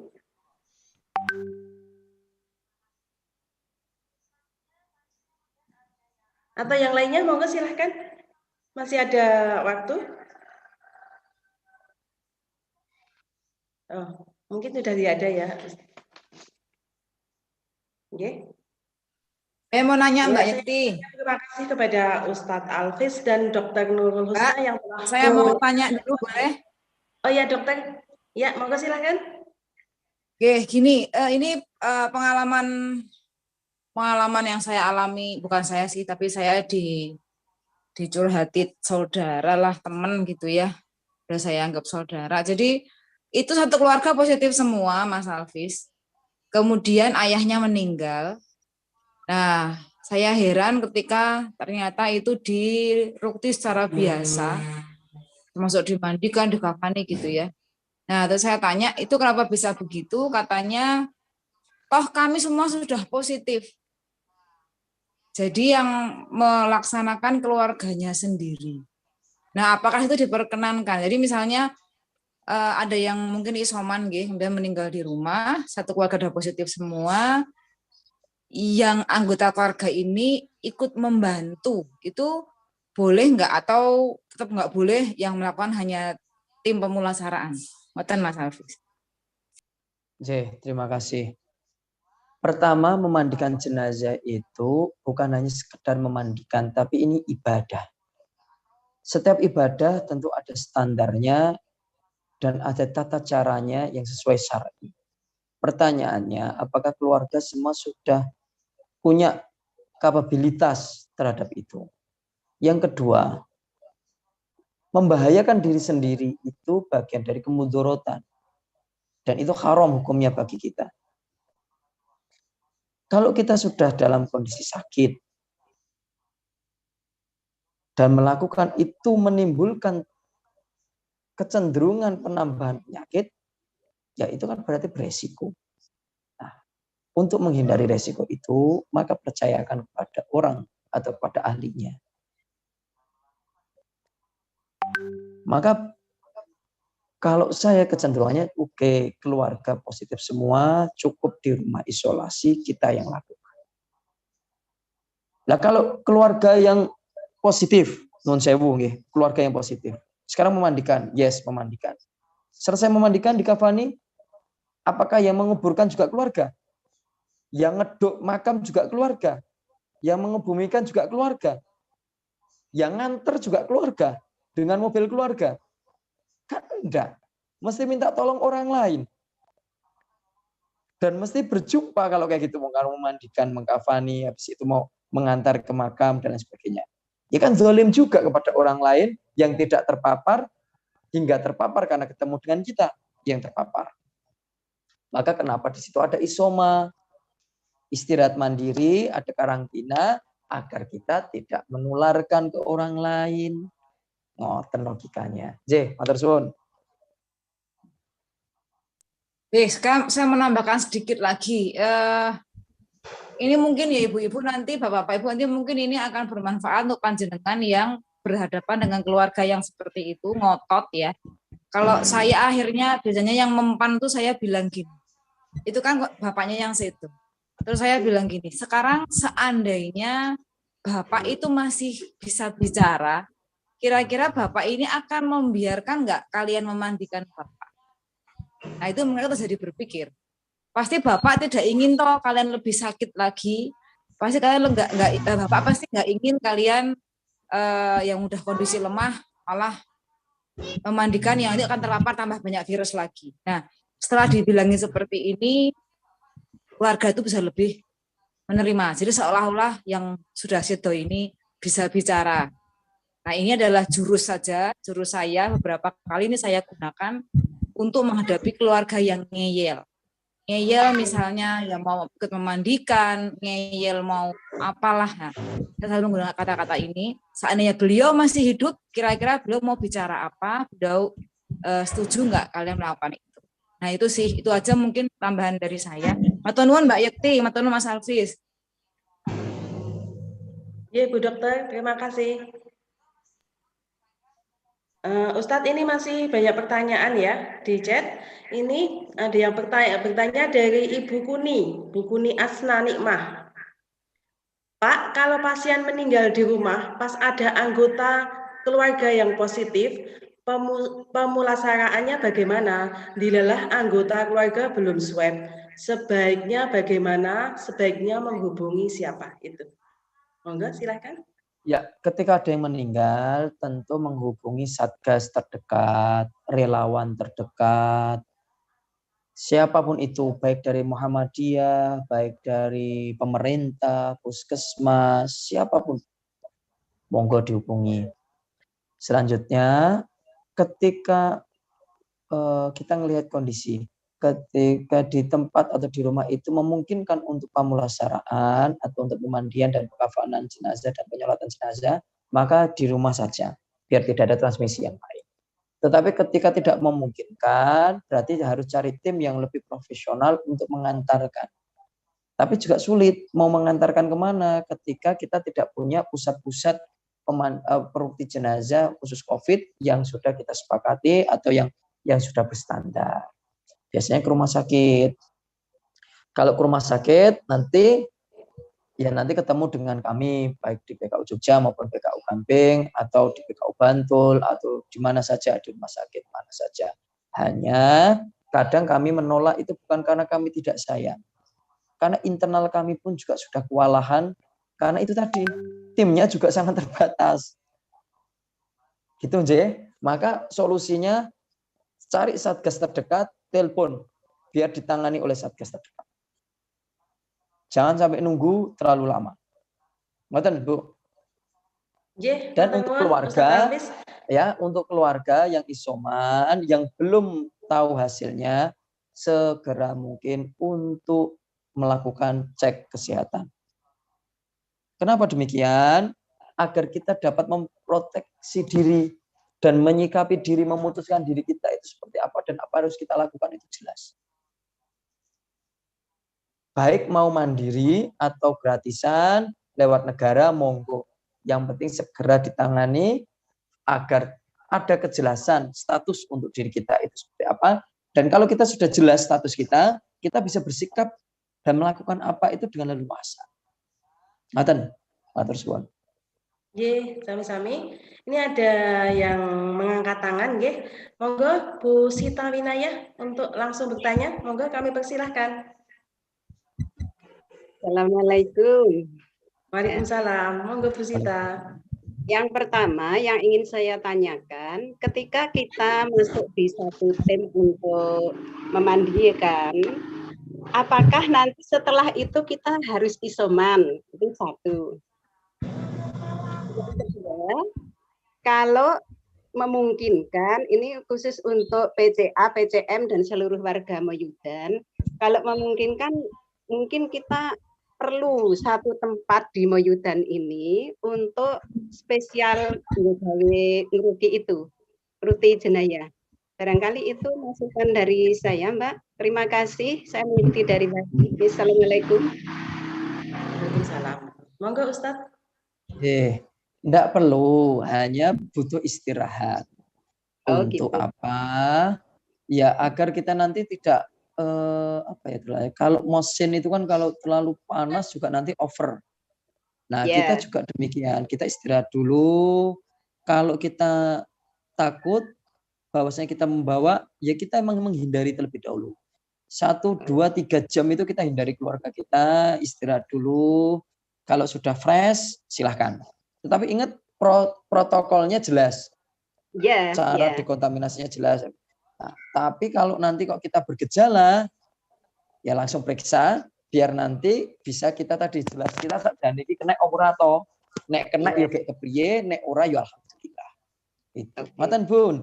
Betul Ya, tadi usulannya luar biasa. Ada tempat khusus nanti itu disepakati baik di Muhammadiyah terus di pemerintah mana yang mau diwakafkan atau di istilahnya disilii sedulu untuk itu. Tetapi kayaknya kalau untuk buat tekanan negatif emang cukup biayanya mahal. Kalau saya ya udah enggak perlu tekanan negatif, tetapi dengan cara yang kedua tadi cukup disemprot, dilap, terus dibersihkan najisnya, tetapi tempatnya khusus. Jadi tetap itu menjadi pusat pemelaksanaan jenazah COVID di Moyudan atau di daerah. Itu cukup bagus. Terima kasih Ustadz. Masih ada yang mengangkat tangan. Ini dari Ustadzah Imas, Mas Fariah ya, dari PCA Kalasan. Ini jauh sekali ya. Monggo silahkan Ustadzah Imas. Assalamualaikum warahmatullahi wabarakatuh. Waalaikumsalam. Saya mau bertanya, untuk pasien itu kan ada yang dari latar keluarga yang mampu dan tidak. Kemudian selama ini untuk mencukupkan pemakaman persediaan itu solusinya bagaimana gitu kan?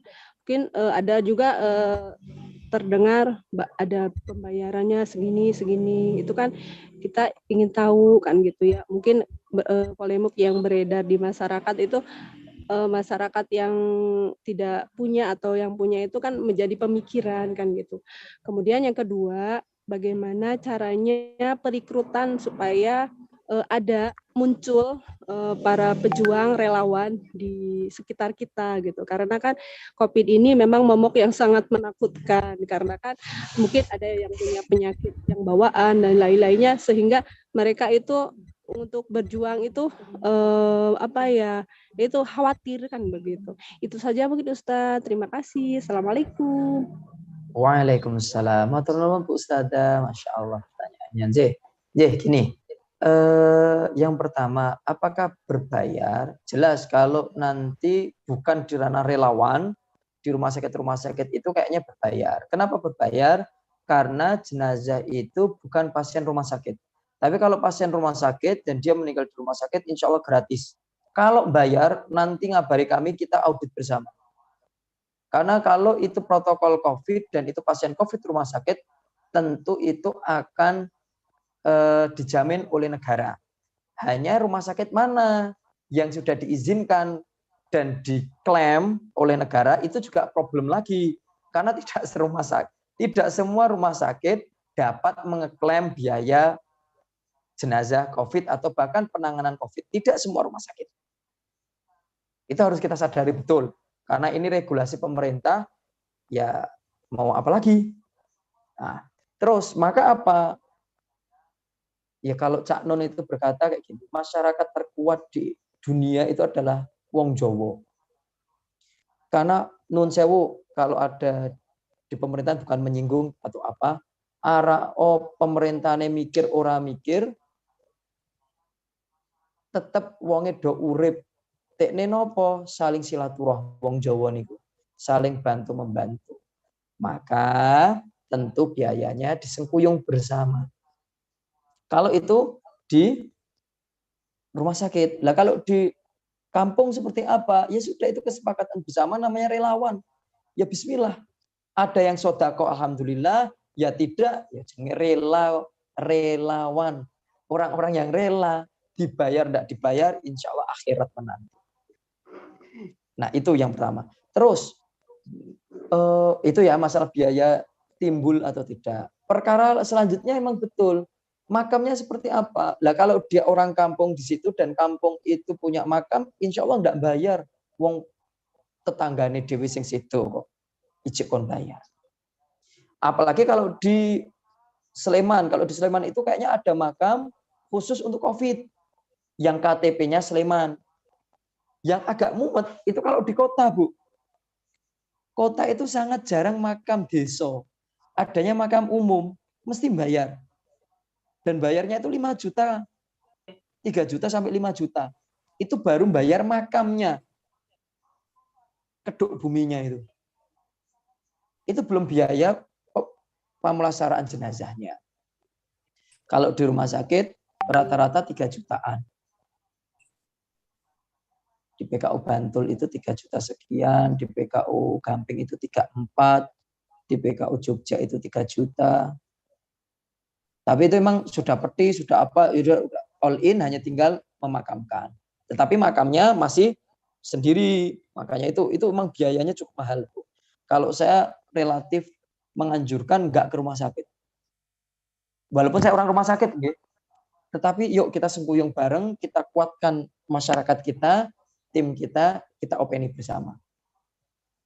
Jadi kalau saya di kampung ya sudah, saya sebagai orang kampung ya saya ngerti COVID, ya sudah ngerti COVID secara orang kampung gimana. Nah itu insya Allah lebih baik. Makanya tadi usulannya Bu siapa itu mari kita pikirkan bersama, ada tempat khusus. Nah terus rekrutmen, standarnya jelas. Ya 40 sebenarnya itu 40 ke bawah. 40 tahun ke bawah yang tidak punya sakit. Konsekuensinya seperti itu. Tetapi kok ada sakit, ya mau gimana lagi. Insya Allah kalau 40 tahun, kayak saya itu punya bronkitis dulu. Jadi resiko paru-parunya emang sudah coro mesin ini sudah tidak sempurna. Tetapi gimana lagi? Ya namanya relawan bismillah. Tetapi kalau dengan umur dan kesiapan mental, yang penting tidak diporsir, insya Allah kuat. Tetapi kalau diporsir, jelas nanti akan tumbang. Maka 40 aman itu 40 ke bawah, 30 itu aman, 25 itu wah masih kuat-kuatnya.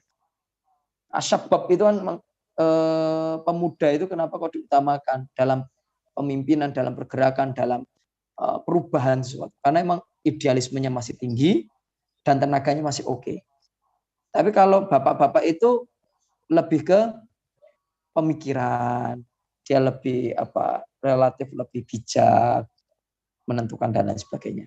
Nah itu relawan-relawan, teman-teman pemuda dan NA ini kita harapkan, walaupun pikirannya mesti kayak gini, saya siap mas, saya kuat mas, neng aku duwe balita ya neng omah. Itu juga problem juga. Ijek duwe anak cilik ya mas kepriye. Ya itulah jihad itu mesti butuh pengorbanan. Saya 2 anak, 1 6 tahun, 1 5 tahun dan berapa tahun? Saya sampai anak saya sendiri lupa, Masya Allah, jangan dicontoh. Itu ketika saya terpapar ya pikirannya mesti anak. Terus saya cek ternyata anak saya juga terpapar, istri saya terpapar, bahkan anak asuh saya yang tinggal bersama saya terpapar. Jadi saya satu rumah terpapar. Itu yo shock. Ya anak yang kita anggap yang belum punya dosa lah. Tapi dia masih menjadi korban karena kelemahan kita dalam menjaga diri kita. Tapi lagi-lagi namanya surga itu kata Allah ya tidak mungkin dikasih cuma-cuma. Am hasibtum an tadkhulul jannah walam ya'tikum. Kan ada kata-kata itu. Maka motivasi kita ya ini bagian dari jihad kita, semoga kita bisa masuk surga dan pengorbanan kita itu akan dibayar nanti di surga. Yang penting kompak dengan suami, istri, anak. Pak Budi Setiawan itu sangat kompak. Suami istri menjadi relawan. Ketika terpapar COVID, naudzubillah, delalah itu juga sama-sama kena. Jadi ya Allah, itu di shelter itu berdua sholat kemana ke sini luar biasa sekali, Masya Allah. Tapi memang harus ada kesepakatan bersama. Tapi ya enggak kalau suaminya sakit terus istrinya harus sakit, ya jangan kayak gitu juga. Nggih, ngoten nggih. Matur suwun. Iya. Nggih, matur suwun Ustadz. Ini masih ada beberapa pertanyaan, tapi berhubung sudah jam 9, ini saya lihat ada Dr. Desi dari Puskesmas, Kepala Puskesmas Mayudan, nggih Dokter? Dr. Desi? Ije dari Dokter Desi, monggo Puskesmas Ya, ini monggo, apalagi di grassroots, monggo yang lebih Dr. dekat Desi, dari masyarakat. Monggo silahkan Dr. Desi memberikan tanggapan terhadap acara pada pagi hari ini, Dok.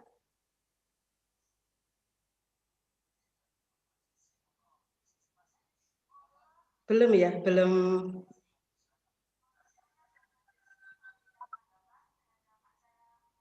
Menunggu Dr. Desi ya, Dok ya. Ustadz, menunggu Dr. Desi ada beberapa pertanyaan. Ini dari Mas Wahyu Suprihatin, Ketua Pimpinan Cabang Pemuda Muhammadiyah Mayudan, mau bertanya, apakah ada syarat khusus untuk menjadi tim relawan pemulasaraan jenazah? Dan sekaligus ada pertanyaan lagi, satu lagi dari Ibu Triana, apakah orang yang isoman boleh beraktivitas di sekitar rumah gitu, Ustadz? Monggo silakan. Sambil menunggu Dr. Desi. Di sekitar rumah jelas boleh, dalam artian di pekarangan rumah.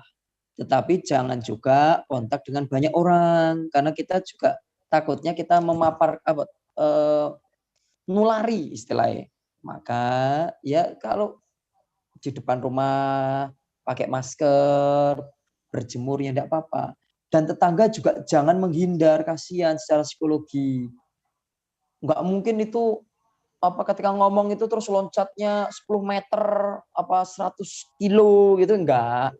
Ya yang penting jangan pakai masker, kita pakai masker, berjarak dengan jarak aman. Beliau juga pakai masker, enggak apa-apa, itu bagian dari silaturahmi kita membangun psikologi mereka. Jadi enggak apa-apa mereka di luar rumah, tapi jangan di jalan terus jalan-jalan terus buka masker, halu-halu, jajan ke toko tetangga, ngerumpi, itu jangan. Oke, itu. Terus tadi yang pertama Pak, relawan-relawan itu. Mas Wahyu tadi nggih. Cara menjadi relawan. Cara menjadi relawan. Nggih, syaratnya nggih. Ada syarat khusus? Syarat khususnya bismillah lillahi ta'ala. Nomor telepon saya ditulis, nanti saya akan telepon untuk ke PKU karena saya sangat butuh. Itu syaratnya. Jadi simple syaratnya. Jenengan muslim, sholat, ya tentu kan kita minta tim kita ya ahli ibadah. Jangan sampai kita mensolatkan orang padahal kita jarang sholat. Itu kayak apa ya? Ya kita aja belum tapi tiba-tiba kok kita menyolatkan orang, ya kita sebisa mungkin yang kita menjaga ibadah kita nanti bersama-sama untuk rugi jenazah. Nah tapi kalau syarat untuk yang di Mayudan ya gampang, tinggal ngebel teman-teman pemuda Mayudan atau PCA Mayudan, gabung di situ, selesai itu. Jadi kayak gitu syaratnya. Jadi Ustadz terima kasih ya. Sepertinya Dr. Desi sudah tidak monitor ya. Jadi untuk acara selanjutnya penutup ya. Sebelumnya saya ucapkan terima kasih kepada Ustadz Alfis Khairul ya, Ustadz Khairul Khosili yang telah menyampaikan banyak tentang pemulasaraan jenazah di masa pandemi COVID-19. Semoga sangat bermanfaat sekali dan mohon doanya dari pimpinan cabang Aisyah Mayudan ingin membentuk relawan pemulasaraan jenazah karena memang kondisi saat ini banyak dibutuhkan. Untuk jenazah wanita belum ada. Insya Allah kalau yang laki-laki udah ada, insya Allah kita akan segera membentuk tim-tim yang tim-tim relawan khusus. Bapak Ibu peserta Zoom meeting yang kami hormati, untuk acara selanjutnya adalah penutup. Marilah acara pada pagi hari ini kita tutup dengan baca hamdalah bersama-sama. Alhamdulillahirabbil alamin. Sekali lagi saya ucapkan terima kasih kepada Ustadz Alfis dan peserta Zoom meeting yang mengikuti acara pada hari ini. Semoga acara kita diridhoi Allah Subhanahu wa taala dan dapat bermanfaat bagi kita semua, dan untuk PCA yang lainnya bisa segera membentuk tim khusus untuk pemulasaraan jenayah ini. Dari saya mohon maaf apabila banyak kata yang tidak berkenan. Wa'tasimu bihablillahi jami'an wa la tafarraqu. Wassalamualaikum warahmatullahi wabarakatuh. Waalaikumsalam. Warahmatullahi wabarakatuh. Matur nuwun sedanten Mbak Yati. Ya, matur nuwun Dr. Husna ya. Dr. Husna makasih. Ustaz, Dr. Nurul. Kita akan kirim materinya di ini Je, di mana di chat bisa enggak ya? Coba. Oh, nggih. Bapak Ibu kalau yang nanti, lain yang nanti menginginkan saya kirimkan aja ke PJ-nya aja. Saya kirimkan ke PJ-nya saja. Nggih, monggo. Monggo.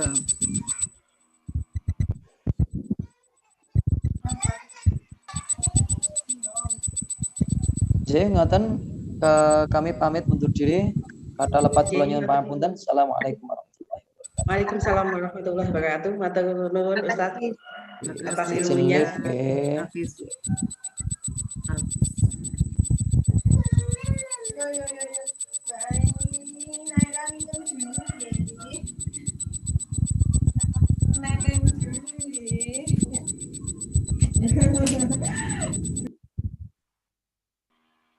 Ibu-ibu yang berkenan bergabung dengan tim pemulasaran bisa menghubungi nomor di chat ya. Sangat dinanti. Ya. Untuk nanti ada tindak lanjutnya seperti yang disampaikan Ustaz Hafiz, ada pelatihan lebih lanjut.